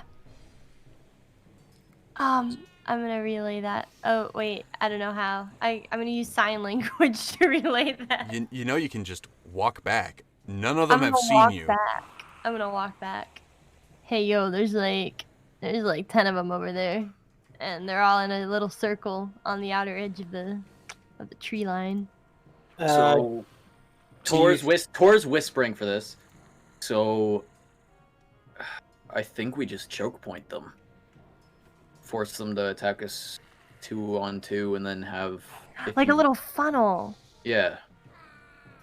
Yeah, we funnel them out that way. They'll all get congested near that entrance. So if we just stay out here. Yeah, and only 2 of them can attack us. For people who aren't incredibly familiar with tabletop or tactics of any kind, this is what is referred to as a bottleneck. And it could work really well to make a 10v4 into a 2v2 over and over and over again. Yep. If we get them into a good position, cone-like, I can just put them all to sleep and say goodnight. That is true. I think at when we're closer to, yeah, when we're closer to the end, because I don't want to use too much of our resources for. Oh, before we make it to Thistletop. Yeah, before we make it to the fortress, right? Mm-hmm. Because we're gonna need a lot of stuff up our sleeves for this. But I would say maybe if we get it down to like 4 of them, 5 of them, then me and Victor will step out of the way and you can just pop them all to sleep. Actually, how many people do you think you can put to sleep? Well, I can hit anyone up within a 10-foot radius burst. Mechanically speaking, you can hit 12 goblins and put them to sleep with your sleep spell. I guess Because the question. it's up to 4 hit dice. Sorry. Go ahead, Rose. Oh, sorry. I was gonna ask. The question I have is, do we want to save the sleep spell for when we? Okay, because like my thing is, we could probably do the bottleneck thing, and it's a risk, but we could still guarantee that we get to save that spell compared to using the spell and guaranteeing we can defeat all these guys. So what do we prefer doing? I think the bottleneck's the better idea. I think Astrid, you sit up behind me. Snongle, do you have any range? Probably not. Let me look. Snongle's pincher does have a 10-foot, or has reach. It So she does. can stand behind us. So you can stand behind both of me and Victor, and then we can continuously plow through. Snoggle's pincher doesn't have reach, Richard. What are you talking about? Oh, that's the flick mace you're probably thinking. Oh, right, the flick mace. Yeah. I was gonna say, because I saw it while you were talking about, and then I was like, wait a minute, which I don't have that anymore. But I was also gonna say, Astrid, what's good about the sleeping thing is that if we start effing up real bad, like we're like dying out there, then you can just like. You can even the field with a sleep spell later if it doesn't work out. Yeah. Oh yeah. I'm on this. I'm with you guys for sure. All right. So I think me and Victor, on the count of 3, we need to run up and set up in that bottleneck, right? Yeah. Because I don't think stealthing up's not gonna give us the advantage on that. Because I'm not. They're gonna hear me. There's no doubt in my mind that they'll hear me. But yeah, I think if everybody's ready, me and Victor will run up right away. Okay. All right. Okay. All right. Is everybody ready? Who's closer to the top and who's closer to the bottom? Tor will be taking the upper side of the bottleneck. Okay. You guys come rushing up. He counts down from 3, and then he books it up with the cold iron spike chain out. So yeah, me and Snongle could swap places too if need be. Wait, can I stand on somebody's shoulder or sit on somebody's shoulders? Could I do that? Huh.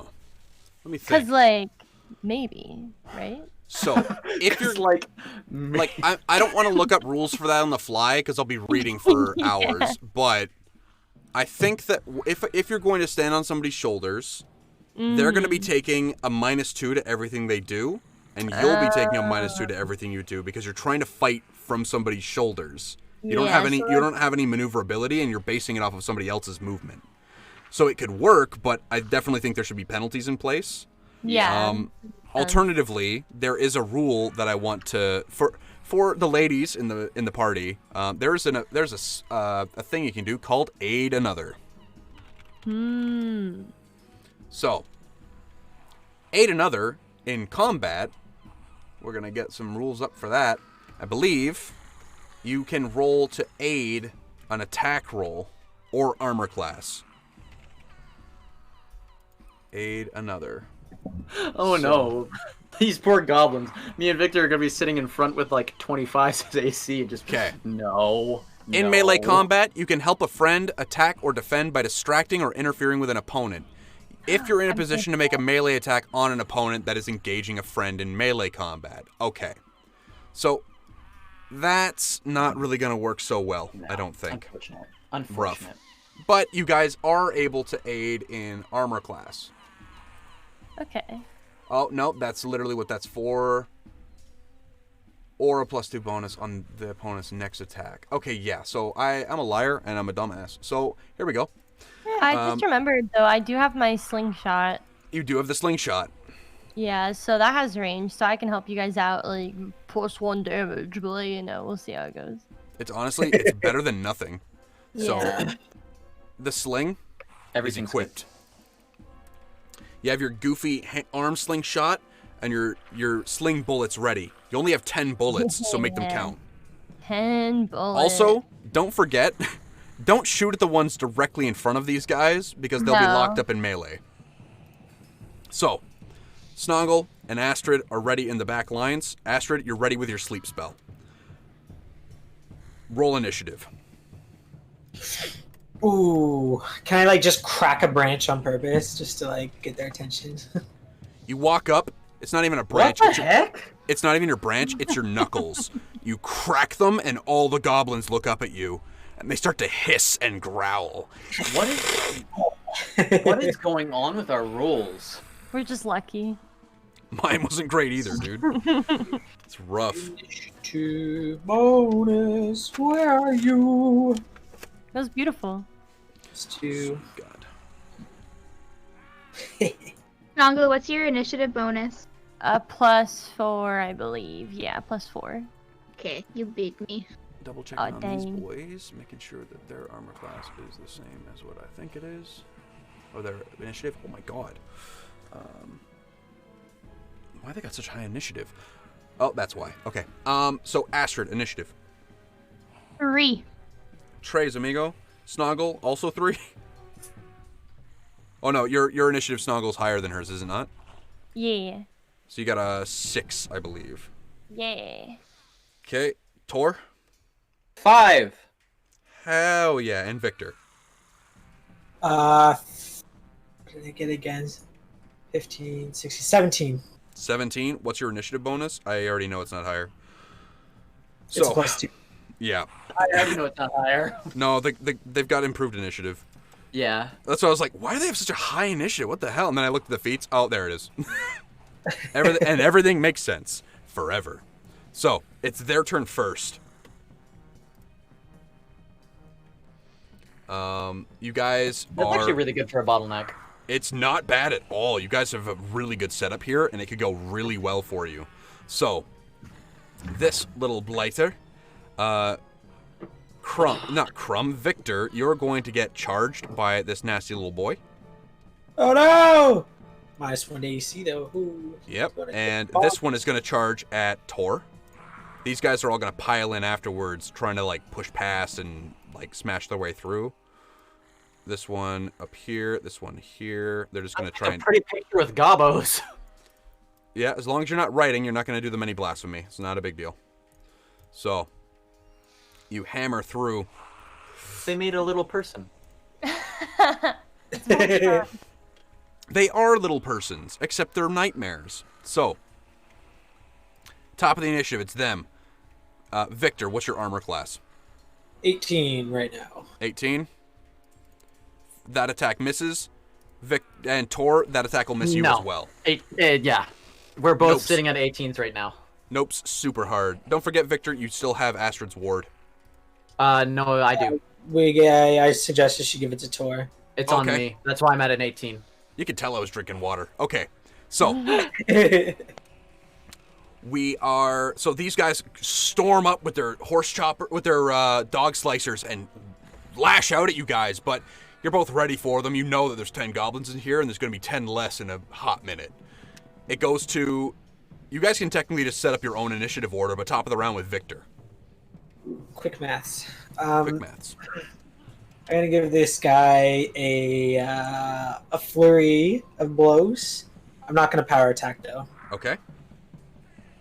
+6 on each of these. Boom. Boom. 24 for the first one, 11 for the second. 11 for the second will miss, but the first one's a solid connection.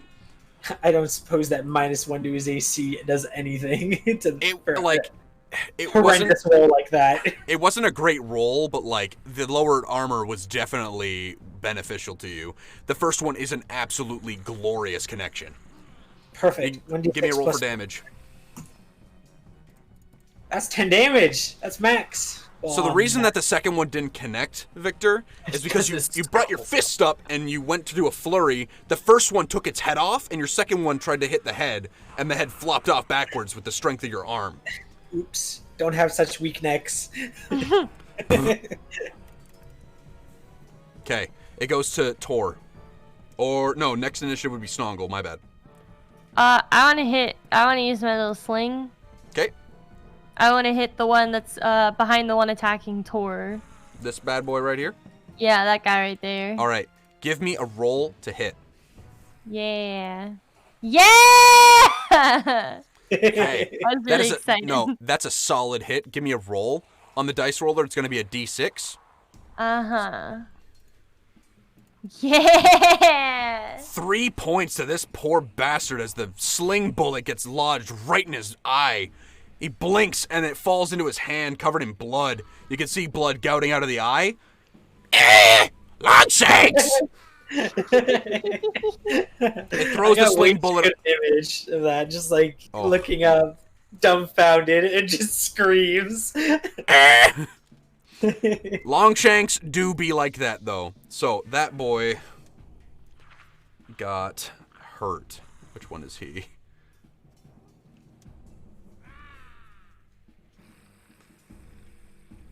Okay, he took some damage. That hurt him a whole lot. It goes to next in the initiative, because I'm assuming you're not going to move, Snongle, right? Okay. Yeah, even with the range penalty on that. Oh, no, because the sling's 50 feet. What am I talking about? I was thinking of throwing daggers. It goes to next in the initiative, which is Tor himself. Yeah. The man, the myth. Axiomatic Strike. So the second blessing of the day. Okay. You grip your chain again. The freshly healed wounds breaking open again as you dig into the spiked chain. I'm gonna full attack. Give her.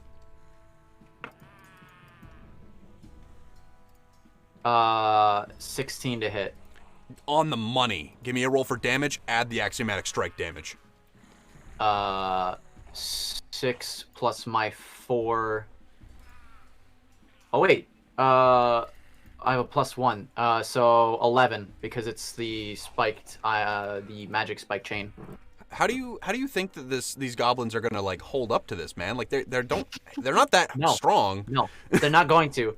So Tor wraps it around his like he reaches out with his arm to attack, and I wrap it around his arm, and the blade comes up and goes to the head, and I wrap it out. You whip it with your hand, almost like if anybody has done any kind of rope work, if you've seen somebody tie a figure eight just by whipping a rope, it's like that, except severing the tiny neck for this massive green potato that now slumps to the ground. The corpses are starting to pile up. It goes to your turn. It goes to your turn, Astrid. All right. Can I just like hold off for a round? I feel like if I can't use a healing hex on Tor because he's already done it. I feel like I don't want to use anything because honestly, like this seems like it's pretty well handled. These guys are cleaning up. Yeah, I feel like anything I do will just not benefit anyone at all. So what we'll say, Jessie, is that you hold a standard action that if things start to go bad before your next turn, you're going to cast a sleep spell. All right, sounds good. I think that sounds pretty fair. It goes to the top of the. It goes to the. That was Astrid at the bottom of the round. So it goes to the top of the goblins. Homie gonna shift in. And they step over their falling comrades. These ones will shift up as well, forming almost a perfect lineup. Your fallen brethren shall act as difficult terrain. Oh, I'm tempted, dude. Trust me. It goes to. We're building a wall. Tor, first attack on you. No. A horrendous miss. Victor, another miss as well. They're lashing out with the goblins, the dog slicers, but they're slipping in their allies' lifeblood as they're trying to get footing. It's almost comical the way their heads bobble around and their ears flop around as they try and slash out at you and just constantly screaming. Shrieking like kids not getting their own way in a supermarket. It's absolutely abysmal. That's their whole turn, basically. These two didn't move. They will hold actions to move up into those squares and attack. So these two are delaying. It then goes to the next person in initiative, which is Victor. Victor is going to give the one in front of him a flurry No Give power it. attack. Okay. So the first attack.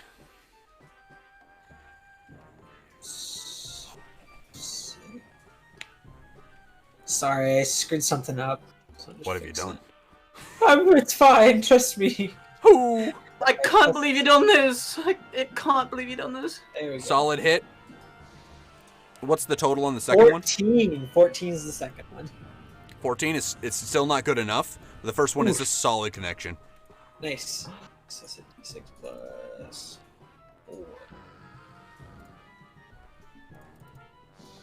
4. 6 damage. I'm literally looking at your flurry, Richard. Oh, that's because power attack's on. I'm a goon. Also check to make sure Outslug style is not on. I also made sure that was turned off too. So that's plus 4. Yeah, so 6 total. Yes, 6 total. Another corpse added to the pile as you collapse this one's face. Also, before he can take his action, I'm 5 foot stepping forward, so he can't take that square. Okay, you 5-foot step up. I'll be fine. Now plus 1 AC. This one's gonna take its held action to attack you, and so is this one. Nice. Boom. Roll, damn you. Okay. Ha! This one falls prone. It didn't expect you to move up. This one takes advantage of you being distracted by how funny this guy looks with his potato head falling over. He's gonna roll to confirm. Does not confirm, but he's gonna hit you. Alright. Victor, you're going to take. Just making sure I got the damage here right. Perfect. 2 points of damage as the dog slicer gashes into your arm. Oh no! Okay, it goes to Snongle's turn. Snongle, there's an opening.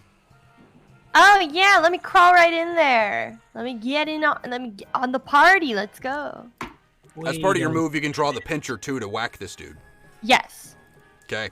You shift up, pulling the pincher free of its little thong on your belt. You pull it out. Yes. Sorry. Go on. For the record, that's not a phrasing thing. A leather thong is literally like a thing that you like secure stuff into. It's like a holster. Don't at me. Don't at me. This is a fantasy world. Don't do this to me. Oh, it's We're a just fantasy immature. world, all right. Hell yeah. We're not doing Okay. those fantasies here. That's No. on the Patreon. Yeah, that's on the It's on the Patreon and in a OnlyFans. specific Hands to specific Hilts. part of the Discord channel. Hands to Hilts OnlyFans starring Snongle and Dump Truck Astrid. Oh my god. You know what? If it makes the money, Oh goodness. Jesus gracious. Christ. Alrighty Milkshakes then. bring 10 boys to the bar, to the yard, at most. Social distancing, please. Snoggle, give me a roll to attack. S roll, and that's a +6. That's 20. That's a dirty 20, and that's a solid hit. Give me a roll for damage. I will roll a 4. Let me look. Hold on. Sorry. A 4. Yeah, I can do math. Okay, it took a second to do that. This goblin was the one that you hit in the eye, so it's still bleeding. Yeah. Also, don't forget, Rose, these are goblinoids. So any... Oh yeah, I get pissed off at them. I get a little bonus, right? Yeah, they're taking your job of being a nasty little blighter. How dare they? I'm the goblin. Hold on, let me. Okay. This one is going to move 1 and 2. Victor, you'll get an attack of opportunity on him as he moves up. Nice. Dice. D20. You can hear as they're starting to charge up, you can hear them screaming things like "Bird Crunchers!" and "Longshanks!" screaming at you. But you think that this might be one of the goblin tribes that Shalelu talked to you guys about. You roll solid hit, Richard. Give me a roll for damage. Ooh, 25 to hit it was. Let's see, D6 plus 5 because I have Outslug style going 5, 6, 7, 8 damage. 8 damage. Okay, Richard, you're doing your outslug. You shift up. You take the one attack from the guy. Ow. You drop down to a knee, see the other one try and take advantage of its fallen comrade. You stick out your arm and clothesline it. Its body comes off at the head and keeps running into Tor before collapsing on the ground. And you get back up on your feet. Next. It's almost like their heads are giant potatoes and their bodies are not suited to holding on to them. That's why they're goofy. Like, they're not, like, they're difficult to, like, actually, like, move around. They look like toddlers running around with murderous intent. Silly goods. That was its turn. Victor, it's another one down. It goes to the next initiative, which is Tor. Tor will step up over the bodies. I'm gonna go for the attack. Keep in mind, I have a +9 to attack because I killed one. Yeah, and then you I did. have a, and then I have a +7 to damage. Yeah, you do. And then also axiomatic strike. It's big hits. Yeah. So what was your total on your damage for your attack roll? So that's a 23. Oh yeah, you're golden. I didn't see the first roll go up. That's why. But yeah. Yeah. So 23, and then the base damage alone from the axiomatic strike, this thing just gets erased from existence. You bring the chain down, and the brilliant crimson energy almost strikes out like lightning. It's like your chain gets a life of its own and darts itself directly through the goblin's face, and out the other end you pull it free, and its body falls to pieces underneath the weight of its head, crumpling to the ground. Yeah, and I do not step up anymore. I stay there and hold the line. All right. It goes to Astrid. Astrid, you want to move up a little bit? Yes, I do. Whoop. Coming up. Astrid moves up. It goes to top of the round with the goons. This goblin is going to charge Tor. Tor, what is your armor class? 18. 18. That is a solid miss. This one is going to step forward and draw its longbow. This one is also going to draw a longbow. Oh, fuck. Sorry, they have short bows. My bad. They're not that crazy. So this one misses you completely, Tor. This one is going to attack at Victor. Pfft, laughable. These goblins are nothing like the ones you dealt with at the Sandpoint Festival. Either that, or you guys have just gotten that good. They're all baby goblins. You just haven't noticed. Well, the bird crunchers aren't renowned for their war prowess. That's for sure. So, these two are going to shoot at Victor and Tor. They do not have point-blank shot or precise shot, so they're taking -4 penalties for shooting into melee. First one misses horribly. Second one will also miss. They fire off at you, and they go sailing over your guys' heads. Snongle, you're golden. Astrid, it doesn't even come close to hitting you. Tor's chain basically forces it to drive the shot wide. It goes to top of your guys' initiative with Victor. Ooh. I'm going to... I can't outslug, so it's +4. +2. I'm going to flurry, and I'm going to power attack both one on the guy on the left and one on the guy on the right. Okay, give me a roll for your each attack. So this is the one for the one in front of you. For the one in front of me, +12. 12 will miss. Second attack on the one in front of Tor. Oof, that's a 1. That's a 1. You slip in the gore. You fall prone. Oh no. You're trying to split up your attacks, and you put your foot on a goblin's skull. It slips in the blood that spilled from its neck, and you slip and fall on the ground hard. You hit your back. It drives the wind out of you. Ow. Goes to Snongle. Victor's down. Oh, snap. All right. Can I reach over him with my pinch? What, is he prone, or is he like... You can technically stand over him. Oh, okay. Oh, he's down then, because I'm pretty short. All right. He's on his back, wheezing. Well, first, we're probably busy. I'm going to check on him later. I'm going to take my little pincher and fuck up the guy right in front of him, so that way he don't, get attacked. That's fair. Don't you turn on me. Come on now. So, you step forward, over top of Victor in between his legs. You take your pincher, and you swing. Give me a roll for attack. Roll to confirm, please. Oh, yes. Damn. Nah. Doesn't confirm, but my god, is it a solid hit. Honestly, Rose, I bullied you enough over the last 2 sessions. We'll just call that max damage. Yeah! because it's very rare to get a nice nat 20. So with the gnome pincher, you lash out and you deal 7 points, taking this thing's skull and crushing it in with the deep part of the pincher. You open it, and it basically splits the skull open, revealing nasty, nasty goblin brains. What, they have those? Surprisingly, yes. It goes to Tor, sorry. I'm gonna attack the one in front of me. It's a +9 to attack and a +7 on damage. Don't blow it. Oh, solid. No. He evaporates in front of the power of Zon-Cathon. May he suffer eternally. Tor will step up. Step forward. Okay. It goes to Astrid's turn. Alright, I'm gonna also move right up there. I still have my staff out, right? Yeah, I do. You do still have your staff. If you want, you can come up here and attack this dude. Yeah, sure, why not? Let's give him a bonk. Okay, you move up with the lantern staff, still lit and dangling with the glowing flame.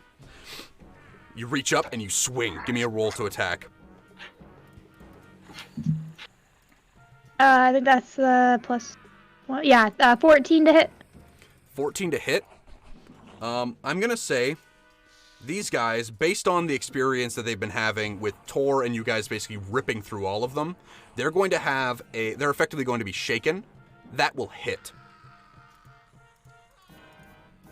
You can see their stupid little goblin knees buckling together with their bows in their hands like, oh, we should have kept the dog slicers, shouldn't we? They look at each other almost like they should.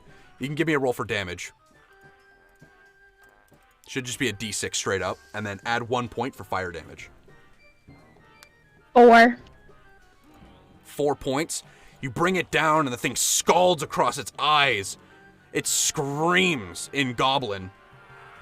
And the only word that you actually pick up is Longshanks, and it seems like it's some kind of curse towards you and your people. It then goes to top of the round with Gobos. This one will drop the bow. This one will also drop the bow. They'll both try and draw the dog slicers again. Astrid and Tor, you get attacks of opportunity. Cool. Ha! Yeah. Solid hit. This one could just get erased as it tries to pull out its weapon on you. Yeah, yeah. Yeah, easy peasy. Literally, Brevin, the plus 9 does it. Yeah, the +7 to damage, because it's a +9 to hit and a +7 to damage, and I'm like, you don't even need to roll it, my dude. Okay, Astrid, you can give me an attack roll as well. 11. 11 isn't good enough, unfortunately. They are scared, but not enough to make an 11 work. So this one draws his dog slicer, lashes out at... Honestly, you hit it in the face with a lantern. That's fucking rude. So, it swings at you. What's your armor class, Astrid? 11. 11? Let me just double check what this thing's bonus is after it has... after it is shaken. Yeah. Conditions. Shaken. Attack rolls. Very good. So, it misses you miraculously. It's almost like one of the embers from your lantern lashed out from like an open pane on the lantern staff and got caught in one of its eyes, messing with its depth perception. It sweeps at you with the dog slicer, but doesn't come close. I mean, it comes a little bit close, but mainly because you're not wearing armor. It doesn't manage to connect. It goes to next, Victor. You're on the floor. Oh, I stand up. Whoop. You stand up and move over to this square to avoid knocking Snongle prone. I move. It's a move action to stand up, right? It is, yes. Okay. Lunge is going to be terrifying, Richard, because you can pull this stuff and just, like, punch this guy from over their heads. Oh, yeah. That would be fantastic. But right now, I don't think there's anything I can do besides stand there and believe in the power of friendship. You stand up. Honestly, Richard, I'll even count that as part of a 5-foot step. So Outslug style is in effect. It goes to Snongle. I'm also gonna cheer on the power of friendship, I think. Gang, gang. Like a little Yu-Gi-Oh episode. The power of friendship, Yug! The heart of the cards! Oh, can I get Yu-Gi-Oh! X Jimmy Neutron fanfiction, please? Can we play Yu-Gi-Oh! We could definitely work on something for a one-shot, Rose, just for you. Thank you. Okay, it goes to the next initiative, which is Tor. +9 to hit. Final Goblin. Roll for your attack. 13 to hit. 13 will miss. Unfortunate. This one is still flailing around with the ember in its eye. It's just not enough. You lash it down, but it's flailing around too much. It doesn't even come close to hitting it. It goes to Astrid. Finish it. Let's finish it. Let's go. Fatality. Just kidding. Friendship isn't real. That's what I'm learning. Okay. Power of friendship. You lash out with the lantern staff, and the lantern goes spinning off it. Your staff, effectively, right now, until you can get the lantern back, is a quarterstaff. Oh no! And it's a bad miss. The lantern goes spinning over to this corner right here, over in the northern part of this bird cruncher goblin nest. And it goes to the top of the round with them. He's going to lash out at... Honestly, Tor's terrifying, so he's going to lash out at him. He's going to roll to try and confirm that critical. What's your armor class, Tor? 18, but it'll 18? be gone after this hit, so yeah. Doesn't confirm, but it does hit you. You're going to be taking... That's not the dice I need. 2 points of damage as the dog slicer makes contact. It goes to Victor. Ooh, I'm gonna take 2 steps forward. He's gonna take an attack of opportunity. Hit me. He will not. Yeah, I'm just gonna give him a fucking cartwheel kick at the end of that move. Just give her. Bonk.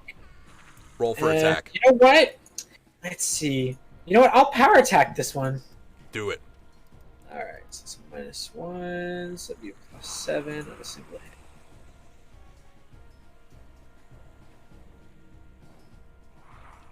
$22 to hit. 22 is a solid hit. D6 + 6. That's 12 damage. Okay. Victor, power friendship's had enough. You're done. You see Astrid's lantern go flying and Tor misses shot. Nah, man. You go up, you take your prosthetic in your main hand, you plant it on both their shoulders. You bring yourself up in almost a handstand on their shoulders, and then you guillotine kick down into the goblin's skull, crushing it flat against the ground. The weight of 1,000 suns. The weight of one sun. The planet explodes. You guys are covered in goblin guts and brains and blood. Tor runs and picks up the lantern and just to make sure it doesn't burn down the forest. As you pick it up, you realize the flame's gone out. Tor will hand it back to her. Thanks. The goblins, what will they have for treasure? They have a bunch of arrows. They have a bunch of unnecessary stuff. You guys might find an assortment of valuables worth maybe 20 gold among all of them. Small trinkets. You gotta wash some blood off of it because they've coated them in it. But effectively, you guys can mark down that you each have 5 gold extra. 5 gold worth of goodies. I probably can't. No, I don't have. Never mind. Sorry. I had a question, but then I answered it myself. What was the question? It was a dumb one. I was gonna ask. You probably can't use arrows with a slingshot, right? And then I was like, probably not. So then it is a no from me, dog. But honestly, I appreciate the thinking. You can, however, collect your sling bullets. Oh yeah, I'm gonna collect that shit. Okay. What if you broke off the arrow tip? The thing is, you have to, with sling bullets specifically, they're ball bearings. Yeah. And you pinch them in the actual slingshot portion to pull back. An arrowhead, the thing that makes them so accurate and so deadly is the fact they have the fletching and the shaft to actually launch them in a trajectory. The sling bullets work better for it because they're literally bullets. They go straight, whereas an arrowhead will flip and tumble and might not do what you need. I appreciate the ingenuity, but that's kind of the vibe. Ooh, if anyone had craft weapons, though, we could probably turn those arrowheads into tiny balls. Oh. I mean, who would have craft weapons? Oh, Victor would. I think. Does Victor have it? Yeah, he does. It's not like specific to just his arm. Yeah, it's craft weapons. You're able to craft weapons, and that's how you also. That's the way we justify you being able to build on more attachments to your arm. That you're basically constantly thinking in a way of blueprint of how can I make my arm more lethal for what I'm doing. Which in your case is eventually going to be the limb extender, which is going to be terrifying. But reminiscing on the future isn't something we should do. So in this 30-foot diameter, low ceiling chamber, it stinks of smoke. There's a shallow fire pit that's smoldering. You guys basically killed a couple of goblins that were on top of the fire pit. Maybe that's where the ashes came from and got it up in his eyes. You're not sure. There's 9 tangle reed leaf nests that line the walls. So all along the edge here, there's a bunch of nests where these goblins probably curled up like goofy-looking potatoes and went to sleep. But there's no longer any goblins to sleep here. They're all deceased. Victor, are you taking the arrowheads? I mean, someone had to. Like, did anyone else pick up the arrows? Because I will take them for later and just turn them into more sling bullets for Snongle. Because I'll be honest with you, I might be able to make a masterwork. Who knows? I'll be honest with you, Richard. You're not able to actually like masterwork something that's like made unmasterwork. You have to make it masterwork, if that makes sense. Oh, right, from like scratch. The forging of it, but you could definitely take the materials from these arrows. There are 200 arrows. So, oh, damn. There's 10 goblins, and each one had 20. So it'd be, sorry, 2 of them shot at you guys, so that'd be 198. If anything, we'll at least take everything that we plan on taking back with us and just putting it, like, somewhere. Stash it somewhere, yeah, so I'm not carrying around all those arrowheads. Yeah, like near the exit or something. You guys managed to make a nice little pile, a nice neat little pile, right around here. Tor would take the goblin bodies and he would throw them down the well. Oh, the bunyip is your guy's favorite, boys. He does not. He doesn't throw the heads though. Weird, but interesting. Yeah, there will be a reason. But he also places those heads near the exit. Okay. That's kind of messed up, but I feel you. Yep. No, he pretty much plans on bringing them back and doing like the classic fear tactic, especially when dealing with like. Oh God, you're a degenerate. I love it. What do you expect from Tor? His main thing is honestly, pain and fear. I'll be honest with you, Brevin. Tor, I expect results, and I get them every time. Hell's bells, man. That is some fucked up shit. He's gonna need some pikes. How many goblin heads do you think he has?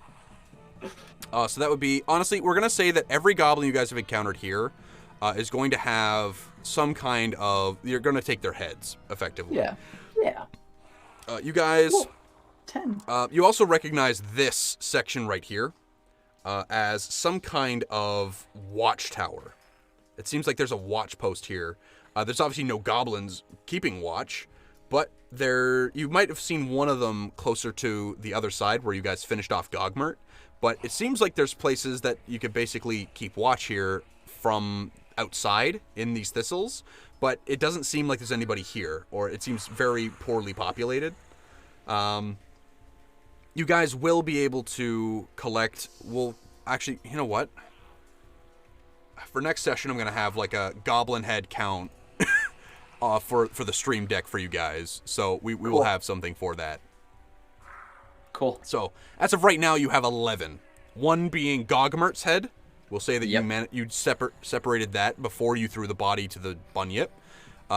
Tangletooth obviously fought bravely for his master, and we give him big respect for that. So we just sent the whole thing. But the remainder of these poor bird crunchers, what's left of their heads, because some of you guys just ripped them apart.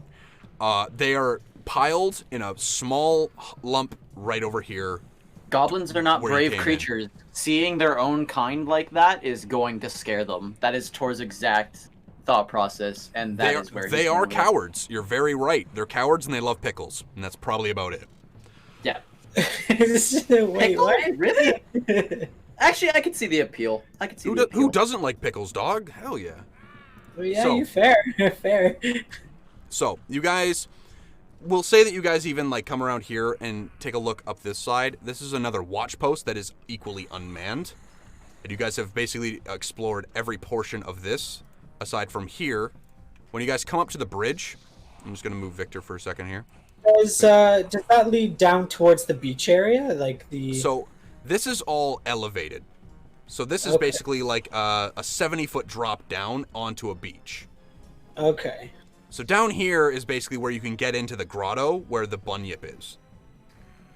But it's a ways down, and I'll be honest with you, the safest way to probably do it is just dropping down through the hole because the water isn't going to hurt you as badly as the ground would. Yeah. Also, I don't want to fight the bunyip. It's probably not a good idea, especially not in its hunting ground. Although maybe it won't be hungry, seeing as though I fed him. Maybe not. But you guys don't. Oh, 5 dogs, 10 goblin bodies, and 1 cougar. We'll say that you also took the goblin dog heads off too, Brevin. How's that? Because goblin dogs are something they revere. Sure. I'm not going to make you roll for that either. I just want them. I want your intimidation to be as your dream intimidation. You know, let you unchain a little bit, let you unleash. So. You guys are now coming up, and there's a bridge. Is the bridge out? I will describe the bridge to you. So there's a rope bridge that spans the gulf between the cliff and this roundish, flat-topped island, some 60 feet to the north. It basically leads over water and does its own thing. There are thick patches of nettles and briars that grow here. They're atop the island, but its mostly impressive feature is the wooden one-story stockade. 2 30-foot tall watchtowers guard the stockade's southern face. That is here, across the way. There's a massive tower, and here there are 2. They're 30 feet up, and they overlook the entire area. You don't see anything up there, though. The rope bridge itself is made of hairy rope and thick wooden planks. The whole thing creaks and sways in the wind above the churning surf 80 feet below. Well, that's terrifying. Okay. Can I do a perception on how well built this bridge is? Give me a roll. I was told that it was out, so this is good and bad. Would you say it's a perception check, Luke? There is a perception check involved. Everyone can make one. I got a 15. 15? I got a 25. Okay, we're gonna go down and get totals. Astrid, what's your total for perception? 17. 17. Tor, what's your total? 10. 10. Snongle, you blasted out of the water, and Victor, you got 15 on the money. So, Victor, Snongle, and Astrid all look at the bridge and think to themselves, if I were a goblin and I was trying to stop people from coming to my fortress, I'd absolutely rig this thing to fall. Yeah. Ooh, there's no goblins on the other side, though, is there? None that you can see. Actually, let me double check that. That I lied to you. I lied directly to your face. So across the way, you guys they're fairly distracted, but I do want to just bring up the goblins that are over there. Where'd they go? There they are. So there is. So that was this. And we go boom, boom, boom, boom, boom, boom, boom, boom. Oh, they're taking their dogs out on a walk. Little dog park. Okay. What you guys see, this is also part of your perception, right? So you guys come up here. There's still thistles covering a lot of the stuff, and there is thick thistles over here. You guys can see through the gaps that these goblins have a seagull attached to a string. This one particular has the string. They're all riding goblin dogs, and he's hanging onto the string and tugging it. The other 3 are taking stones and throwing it at the seagull. One of them, the one at the farthest back, takes the stone and pegs the seagull directly in the head, and it hits the ground with a wet thump. That goblin cries out. You can hear it from across, over top of all the ocean and all the other things. And it basically just lets a massive cry of success out. The other ones let out very, very dejected growls, like, ugh. Sorry, is this seagull fights? So, if you guys had to take a guess, you'd say that they're playing a game, but you can literally see the goblin pick the thing up and start to chew on it and eat it. Okay. Tor's gonna look at the map of Thistletop that he got. Yep. Does he see any maybe area that he could climb up onto the area, onto the land there, like an easier access point or something like that? So the map really is only topographically showing this part. It doesn't really give you an idea of the stockade on top or anything like that. No, I mean like a spot that from reading the map looks like it's less elevated, more of an easy climb, and easier access onto the island. Especially if he's been told hey, the bridge is gonna fall if anyone tries to go through it. Plus he thought the bridge was out. Tor, what we'll say is that while you guys are coming up, the reason you got your 10. Here's where you got your 10. Was you were over here overlooking this post for a second while these guys inspected the bridge, and you noticed that over on this side there's some kind of opening that leads into a lower level of this area. Cool. So Tor will come back, tap them on the shoulder. He'll walk over and point it out. So it seems like it's about 20 feet down, but the problem is that this bridge is 60 feet across, whereas that hole is, that'd be 5, 10, 15, 20, 25, 30, 35, 40, 45, 50, 55, 60, 65, 70, maybe 90 feet to 100, 90 to 100 feet over. Damn. I mean, do we have a boat? Because we could try to approach by land. It's just Victor could probably scale the wall just fine. So Snongle, from your astronomical perception roll, you'll recognize that this bridge is trapped. It's not that it's old. It's not that it's rickety. It is a trap, and you recognize this above all else. You're pretty sure you could disable it. You could make it so that the bridge is secure without falling. Yes, I could do that. Do we want to do that? I mean, if we can take the bridge, I'd prefer it. That's the easiest. Okay, choice. Because I simply cannot swim, so I'm gonna do that. Because you'll recognize that if more than one medium-sized creature steps onto this bridge, so if you and Victor stepped out, you'd be fine. You'd be able to make it over, no problem. But as soon as Tor or Astrid joined you guys on the bridge, as it stands right now, it will break away and fall. Oh, so we could go one at a time then? You could, but there's 4 goblins on goblin dogs on the other side. So me and Snongle could probably go over, block them from actually getting to the bridge until Astrid and Tor can get across. But I could disable the trap too. And then you guys can take them on 4-on-4. Yeah, I think disabling, because we have another spot for pretty much a bottleneck again. Yeah, because that could be a worst case scenario. If for some reason I can't disable the trap, then we can't. That's a good backup plan. Yep. Yeah. Okay. Okay. All right, folks. Am I rolling let me see, a d20? It's going to be a d20 plus your disabled device. So, 14? That'd be a 15, Rose, because... I'm just kidding. No problem. Remember the magic armor you got, so your armor check penalty affects disabled device. Don't worry about it. So, 15 is exactly what you needed. You got it on the money, dude. Yeah! Thank God for that bonus. Snongle, you can see where the ropes are frayed, and things like that, you take sections of the rope from your bag and you basically utilize that to secure some of the parts more and basically just sure them up. It's specifically on this side that it does that, but you manage to effectively disable this trap.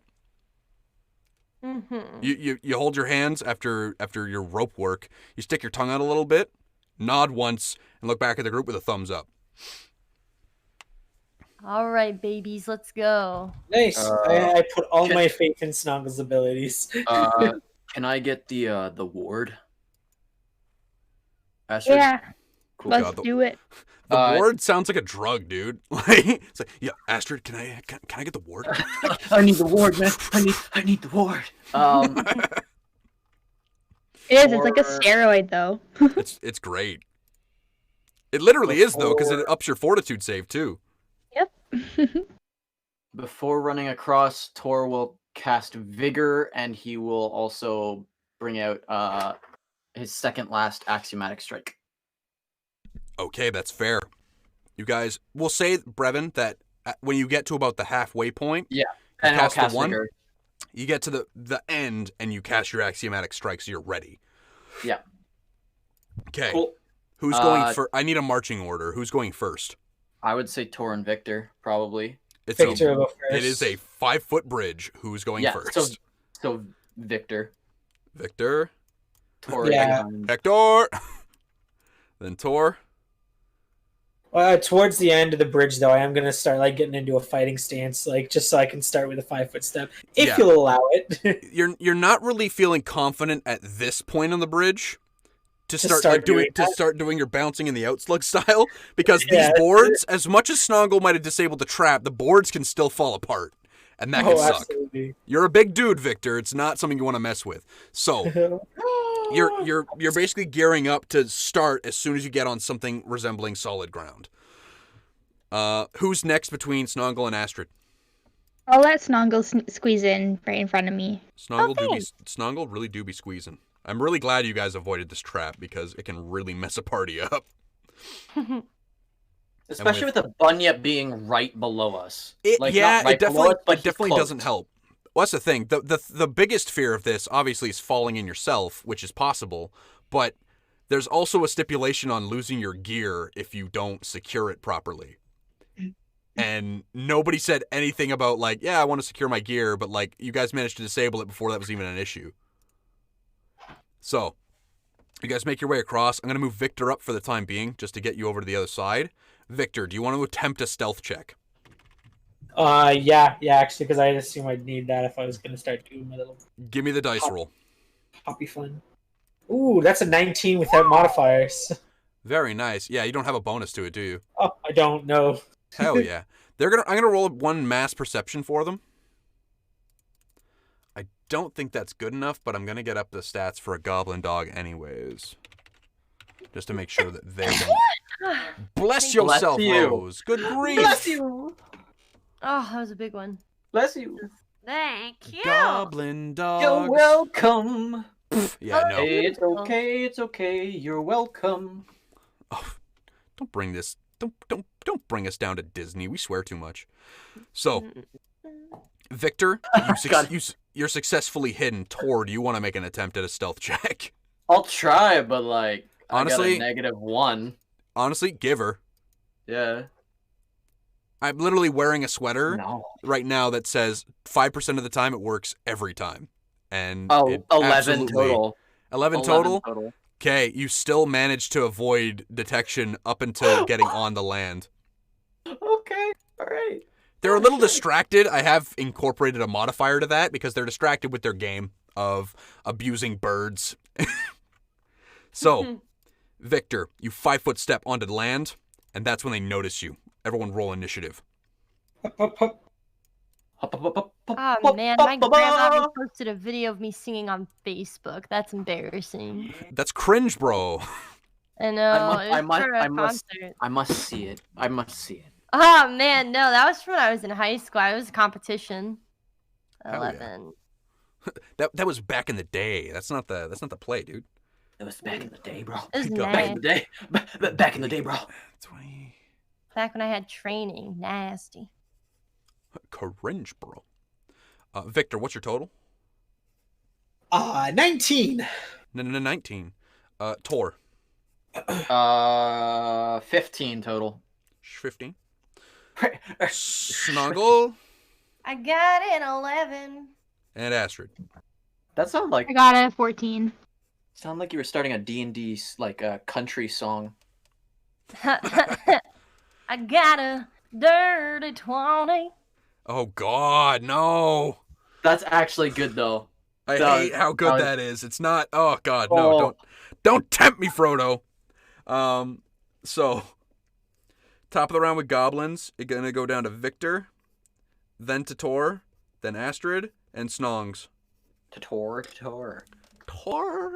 So I top of rolled the round. good too. Shit. So yeah, honestly, they rolled the same as you, but the improved initiative made all the difference here. Yeah. So this goblin is going to move over to you. You are not flat-footed. That's the important thing. Because you're ready for it. You came over. You're in your stance. You're ready. They charge up at you. It's quick, but you're ready to defend yourself. So you won't be considered flat-footed for this round. This one will come over. This one will also come over. These two, unfortunately, can't quite get to you. So Yeah, they can try. they're on the back of dogs. This one is going to attack you. It's mount. It's over a goblin. Pretty much, dude. So, the first one is going to take a sweep with its, probably a dog slicer. Natural 1, the dog slicer goes flying into the drink. It's like, it didn't look like it intended to throw it at you, but it did. And it looks down at its empty hand and looks back up at you and is kind of like, you can see how disappointed it is in itself and how angry it is. Was he the one eating the bird? No, I believe he was one of the one. He's even more disappointed now because he remembers, like, I lost the bird, I lost my knife. Are you kidding me right now? Is my whole life just a joke to you? Good grief. So, his knife goes flying out, and he's not sure how he's going to arm himself now. The goblin dog he's riding on, however, will attempt to bite at you.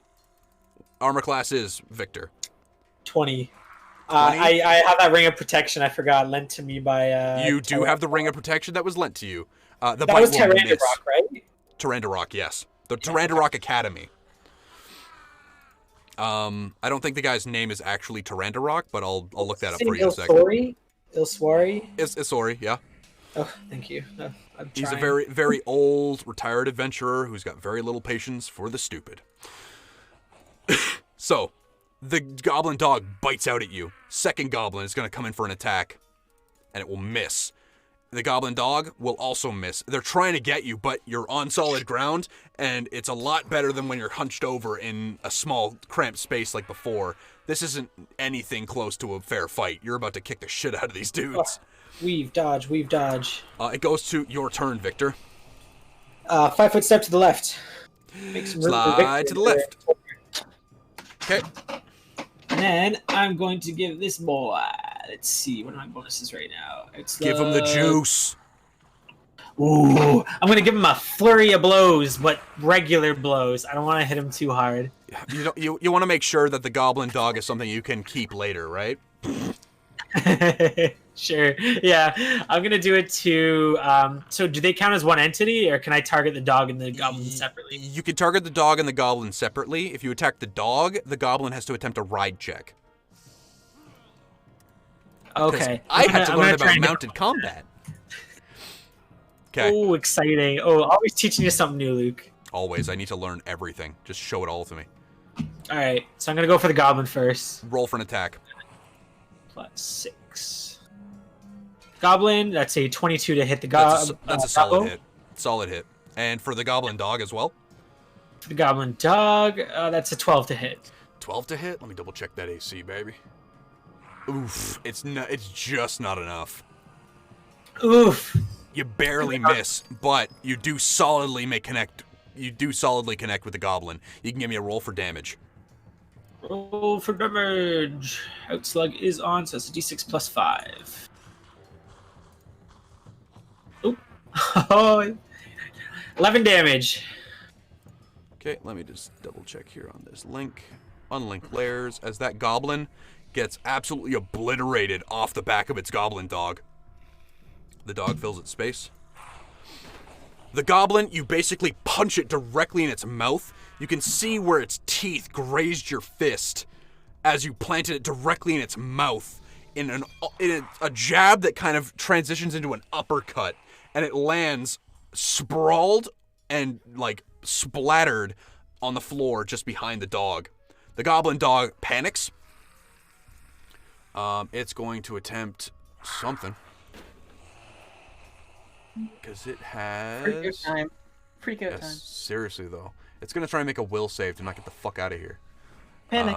Roll it. So, we have... What is this will save? Okay, yeah, no. It's going to rout. It's getting out of here. Goblin Dog is not going to be able to move this turn, but this one is shaken. It's going to try and run. It goes to next in the initiative, which is Tor. Tor steps up. Whoop! The axiomatic strike bursting to life in your hands. Going right for the gobbo. Give her. 14 to hit. 14 will miss. Unfortunate. It is. It was almost a hit, too. You wind the chain up, and the goblin's eyes go wide. Wait. That's for my normal attack. This is with the cold iron. Brevin, so please. It's a 15. It's a 15. A 15 is still a miss, unfortunately. Ah! But now it's basically, you were off by 1. Like, it's a lot closer. You wind the chain up, and the thing's eyes go wide. It rears back with the goblin dog, and as you slash out, it almost makes contact with the goblin dog's neck, but misses. It's gonna go to next in the initiative with... Just want to make sure I'm getting this right. Victor, Tor, Astrid, you're next. I'm gonna move on up there behind, like, right in between Victor and Tor. Okay, this is about as close as you can get, while still respecting squares. Victor will get out of the way next so you can go again. You're just gonna keep moving around. Yeah, I'm gonna keep moving to make room for other people. Alright, I'll just hold off till then. Okay, you Wait, hold... does anyone need a hex, or no? Victor is still hexed up. I still haven't been hit, yeah. Tor has it, yeah. Okay. Okay. So, you're gonna hold your move action, or your move to basically fill the space when Victor moves. Fair? Yep. Okay. It goes to Snongle. What's up? So I think Snongle's gonna... I don't know if she can actually move any closer. You technically can. You can move up through Astrid's square, through Victor's square. This guy is going to try and get the hell away from here. He's not going to attempt attack of opportunity. And you can land basically around here. Unfortunately, this guy and his dog will get an attack of opportunity on you. This one too, actually. But you can attempt acrobatics to mitigate some of that. I don't know if it's worth it. I gotta think about it. I mean, it's better than standing here. That's very true, but I do have a sling. You do have a sling. You can sling some people. Keep in mind, yeah. This is going to provide them some substantial cover from you if you're trying to fire in here. And you're also trying to shoot through your friends who are a lot taller than you are, so they're going to have soft cover for pretty much every shot that you take. Shoot through my legs. Through the legs. Okay, I'm gonna do a handspring, I guess. Handspring time. Give me a roll acrobatics. Oh lord. Oh, that's not great. Plus a 8, and it's a. It's a plus 9 because of the armor. So 12. Oh, that's 12. What is a goblin CMD? Bruh, Rose, do you know what you needed? What?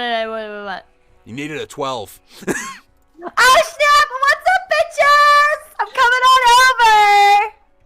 So, the first one misses you, and you come up over here. If you want to move into this square, you need another acrobatics check. Oh, another one? I see. Yeah, to avoid the attack of opportunity from this poor bastard. Alright. Escalators. That is a 14. It's higher. Yes. And you're in. Oh, okay. Yeah. So that was 1, 2, 3, 4. So you were up in there. That was your whole movement. You have your pincher. I have my pincher.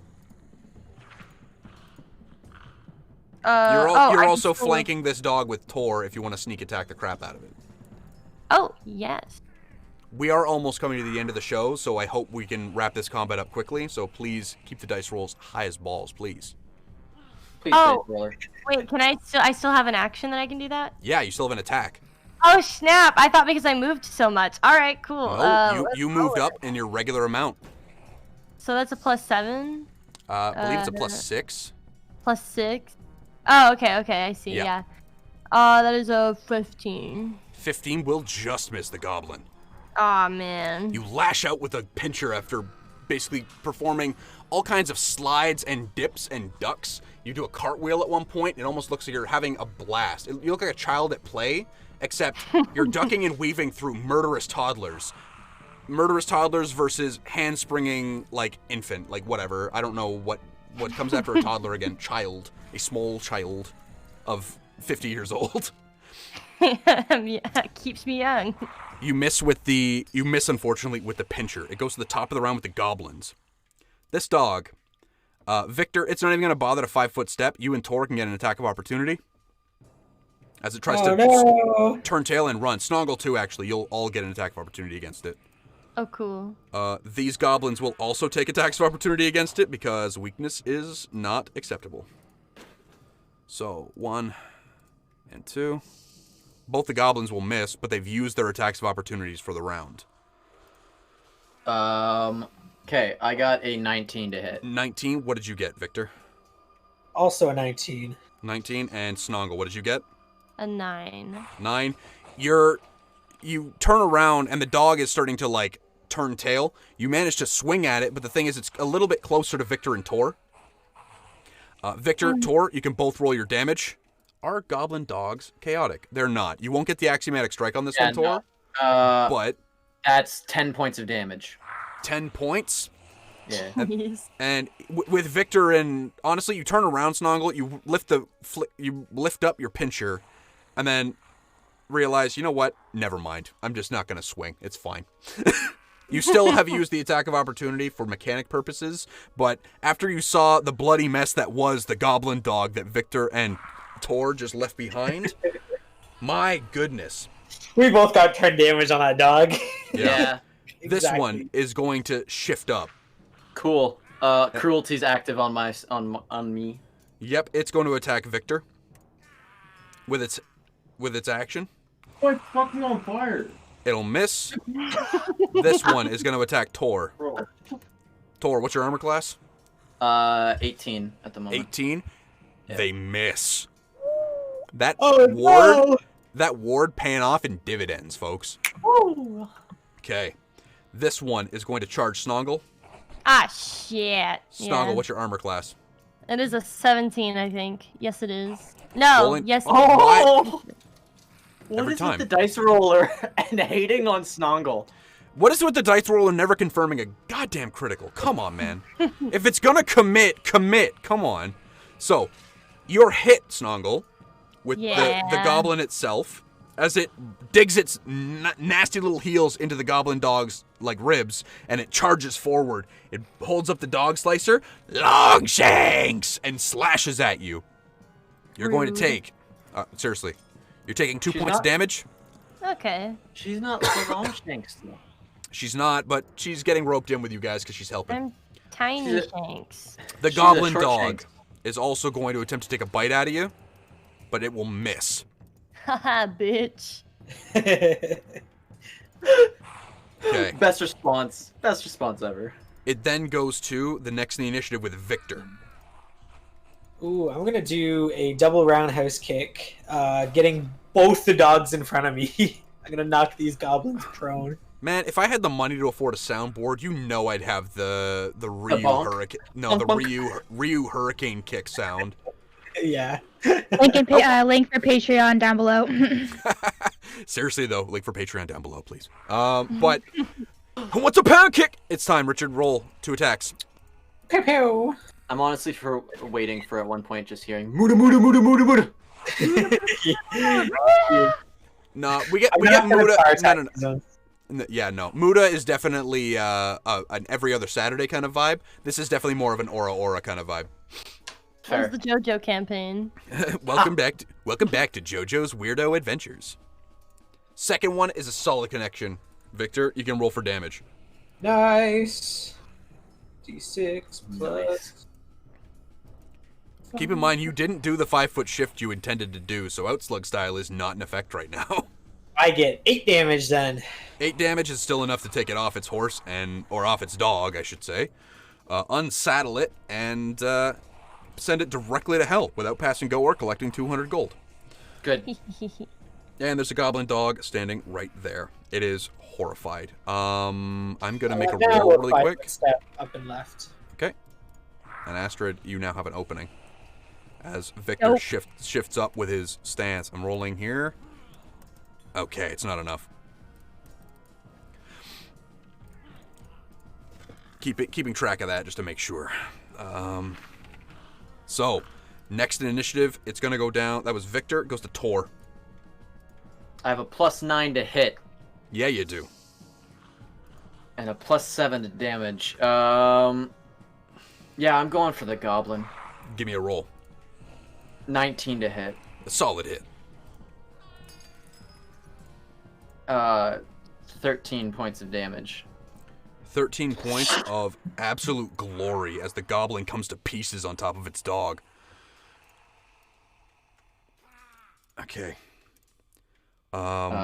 Cruelty is still active. Yeah, it is. Absolutely it is. Cruelty, this is exactly what that feat's meant for, is when you're coming through and just chopping through goblins. Yep. It goes to Tor, unless you want to move, it goes to Astrid. No, I'm good. Okay, Astrid. Lantern staff in hand. It's not lit right now, but it's still a lantern staff.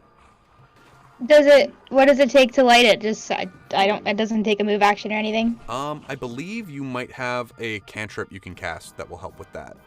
Do you have Spark? No. Heartbreak. Wait. Under, skills? No, it should be under spells. But Oh. I don't. No, no. You're very much the frost mage that we built you to be. Mm-hmm. In order to do that, you can basically spend a full round to light it right now. And that includes taking out your flint and steel, sparking it to life, and then putting your flint and steel away. That'll be a full round, and your lantern staff is lit. I'm not even gonna bother. I'm just gonna take a step up and bonk this one. You 5-foot step up, and you take your lead from Victor. It's bonk time. Give me a roll to hit. 10 to hit. 10 to hit will miss, unfortunately. Also, Victor, you forgot to add in oh, no, you attacked this one. You weren't flanking. Okay, it goes to the top. It goes to last in initiative. Snongle. It's time. I want to pinch. Now, do you want a pinch, or do you want a hella pinch? Because you can you can absolutely get around this dude into this square. Yeah. But it's going to take some acrobatics to do it. Yeah, let's go for it. Nobody else can. I'm kind of glad that nobody can see my face because I'm doing that Jack Nicholson crazy nod, do it. I got a 14. 14 is exactly what you needed. Yeah. You use your knuckles, which are protected by your gloves, on top of the goblin dog's head. Not enough to hurt it, but enough to lift yourself up and over the goblin. It sweeps at you with the knife as you go up, and it doesn't make any kind of connection. You literally just land over here and come up with the pincher ready to attack. Give me a roll for attacking. Yes. Roll for attack and whack. I don't know if that's good. Let me see. There's a +6. There's a 19, 14. 14. So plus the flank. Don't forget your flanking. At +2. Yeah. Yeah. Oh, 16. Rose, the amount of times you have threaded the needle tonight is absolutely astounding. You're on the nose for that 16 armor class. Roll damage includes sneak attack. Yes, sir. Okay. Don't roll double ones this time, goddammit. D4 plus 2d6. That's what we like to see, and then we're adding in your damage bonus, my dude. Oh, and that's a +1, I think. +3. Oh, it is a +3. Look at that shit. Okay, +3 then. So that would be 9 + 4, so 13 points of damage. Yes. Yes. Yes. So- Die. Sorry. Rough, but honestly fair. You bring up your... So that'd be 13 points. Yeah, that's enough. Honestly, it's enough, Rose, that you bring it up, you smash into the goblin's back as it's still, it's still following through with its blade after sweeping at you from your attack. It's almost like you hit it in midair with your, I keep wanting to call it a flick mace. With your pincher, you beat it across the head and it falls off the goblin dog. It's not saddled or anything, so it falls to the ground, but you can literally see the brain matter spilling out of its head as it bleeds out and dies. Oh, Snongle, you monster.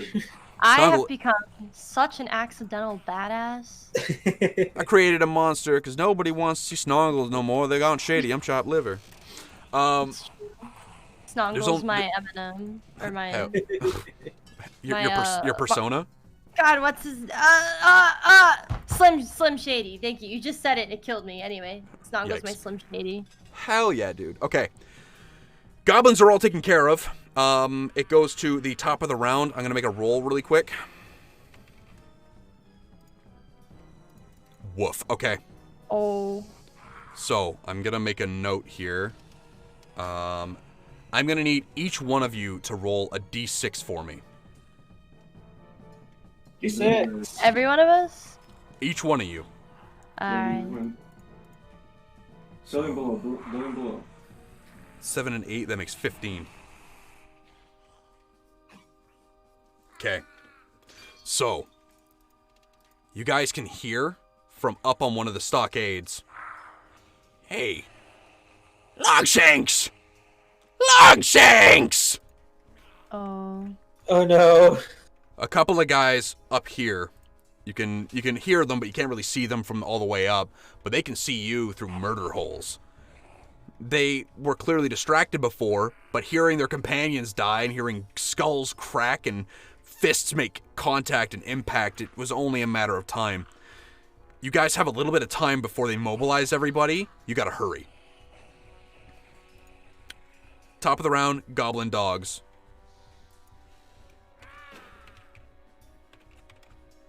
Okay. They're going to... they aren't weak ones like the first one was. So, everybody gets one. Tor, Astrid, and Victor, armor classes. Tor. 18. Astrid. 11. Victor. Why do they always hit you, Astrid? Okay. So, Astrid, I need a fortitude save from you.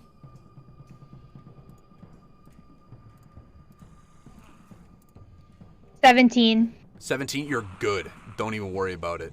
The damage, however... Where are you? Oh my god, I forgot how vicious these things are. You're gonna take 4 points of damage as the dog latches onto your arm. Your lantern staff isn't lit and your arm starts to bleed, but it doesn't flare up like you recognize from some of the other bites you've gotten from goblin dogs. Thank that Kelid fortitude. It goes to Victor. I'm gonna 5-foot step up, and I'm gonna see if the door is open. He's down. You test the handle, doors are open. Doors are open? Perfect. Yep. 5-foot step, I use the move action to check the door, so I still have a standard action, right? I'm gonna say you didn't even, like, that's part of your, like, 5-foot step. So that, like, I'm good with you having, like, checked the door. It's not unlocked, it's not locked, and it isn't barricaded. I'm gonna use you my... can still attack. Oh, perfect. You have a flank with Tor right now. I'm gonna do a flurry of blows, no power attack, one on each dog. Okay, give me a roll for each. First one All flanking with Tor. Don't forget the All +2. That's a +2. Get +6s right now. So 10, 16, 17, 18 for the first one. Solid hit. Also a solid 15. hit. Perfect. Let's look style, AC, damage. So +5, d6 +5 for each. So first one damage is 10. 10. Second one is 6. 6. This goblin dog was hurt, but it's not dead. One more should do it. It goes to the next in the initiative with Tor. All right. +9 to hit. Let's roll it. Ha! Roulad! Roll damage. No axiomatic strike. It's a +7 to damage. 13 points of damage. Yeah. It cuts it to ribbons. And I'm going to step forward. You step up. Cruelty coming through. Goes to Astrid. I'm gonna step up and bonk this last guy again. Give it a bonk. 14 to hit. 14 will hit. Roll damage.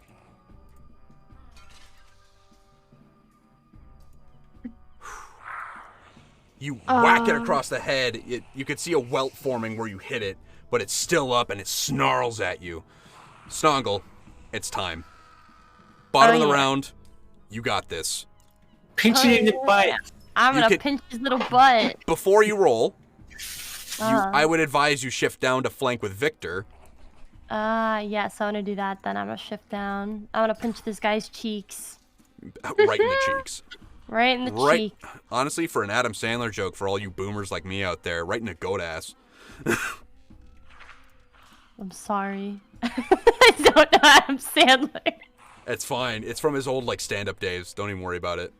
Uncut Right in the goat Gems ass. is horrible. Anyway, sorry. I haven't seen it yet, but it's I've heard he good was things. pretty good in it. I thought it was boring. Sorry, I'll roll Rose, now. 3 minutes. Roll your attack. I know. What's your total? Oh god, now my character sheet isn't loading. I think it's You have a +6 to hit. +6. It's an 18. And with the flank, it's a dirty 20. Oh snap! It's a dirty 20. Roll damage, Rose. Yes. Oh, if I can click. Oh, it is. It is gonzo. Absolutely. You feel your pincher. You open it up and latch it onto the thing's back where the goblin was sitting. You pull it together and it snaps the thing's spine, rendering it effectively useless. It starts to bleed. You can see literally fluid from its spinal cord dripping out with its lifeblood as it falls down dead. And that, guys, is where we're going to end it for this session. We will see all of you guys. We actually made it on time this week. Hell yeah. Kinda. Hey guys, fun fact. That was session 8. Yeah, that was session 8. I thought it was 7. I can't count. That was session 8. 2 months in. Yeah. We've been up to this for 2 months. We're killing it. Okay, so that being said, we want to wish you guys a very happy week. It's been very testing on everybody for the last couple of weeks. It's been a very rough go for a lot of people. So make sure you look after yourselves. Mental health is such a huge thing. I want to make sure that everyone has a great time. And this show primarily is for us to just do something fun for you. So if you have friends that you think might be interested in our content, don't hesitate to share it with them. Make sure that if you have anybody who might be interested in getting into role-playing games, if somebody has said to you the phrase, I've always wanted to try it, but send them here. We literally have 2 players, Jessie and Rose. They have never touched tabletop before this, really, except Rose, I think, did 1 time, but it was poor man's D&D. But we're making it work with what we got. We don't have any stress on any of our stuff. You can learn tactical things. If they want to learn stuff about Pathfinder specifically, it's a really good place to learn how to play, just watching us do it. I definitely walk through with the players. One final note, because I absolutely must, I've got to tell you guys about Syrinscape. They are a very great service. You can go online. They have sound packs you can buy. They also have free sound packs available. You can utilize them in your streams, in your shows. If you want to make one yourself, you can use it for your personal games. If you do want to use it for your stream, they let that happen. You're good for that. We also have attributions at the bottom of the stream.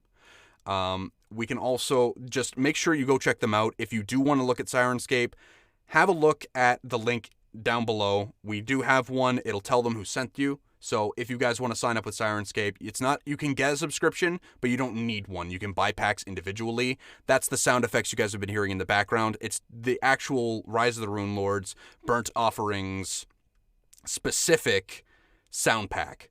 So the sounds you've been listening to have been in the Thistles, Thistle Battle, in the Stockades, and Stockade Battle. All of it has just been really cool sound effects for you guys to be able to get a little bit more immersed in our goofy show where we have toddlers fighting green toddlers and a man with a metal fist who just won't quit. That being said, Richard and I will be back on Wednesday. We're going to start up streaming. Baldur's Gate 3 releases tomorrow, so we're going to be hitting up that download and we're gonna give it a go. So if you guys want to see what's up with Baldur's Gate 3, if you have reservations about paying for it before buying it, you guys can come check our stream out, and we're going to be doing a blind playthrough just to figure it out. They got a lot of cool stuff. We're really excited. We're big fans of Larian Studios, so make sure you hit that up if it's something that interests you, and if you're free Wednesday night. If you're not, or if you have friends that might be interested in that, have them hit us up. We're available. We'll be here one way or another. Well, very cool. All right. I just want to say something before we leave. I want to say thank you to Stardust91 for the follow. Thank you to Bam Buzz 2015 for the follow. And thank you to Kari Ray for the host. You guys are amazing, and we love you. Carrie Ray, Tor. Carrie Ray. Carrie Ray. Carrie Ray. Sorry.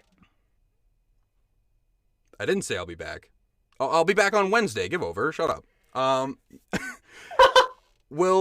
We'll definitely be back on Wednesday to play some video games. It's a little bit of a change of pace, but keeping it in the realm of role-playing a little bit. Richard and I are going to pick up just kind of doing some casual gaming so you guys can get to know us a little better. And if other people from Hands to Hilts want to join in with us on that, we'll try and figure out a name that's good enough for stuff. We might also play with some of our other friends. This Wednesday? I will be saying I'm buying that game as soon as it comes out. Oh, you better be, buddy. Absolutely. Yeah, no.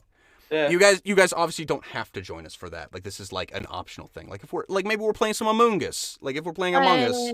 Yeah. What time? Because maybe I could hop in or something. I don't know. Yeah, maybe. Well, we're gonna be hanging out probably similar times. So maybe like, it depends on when Richard gets off work. But I'll probably be streaming something light, before he gets on, and then we're probably gonna do maybe a later stream, a little bit later.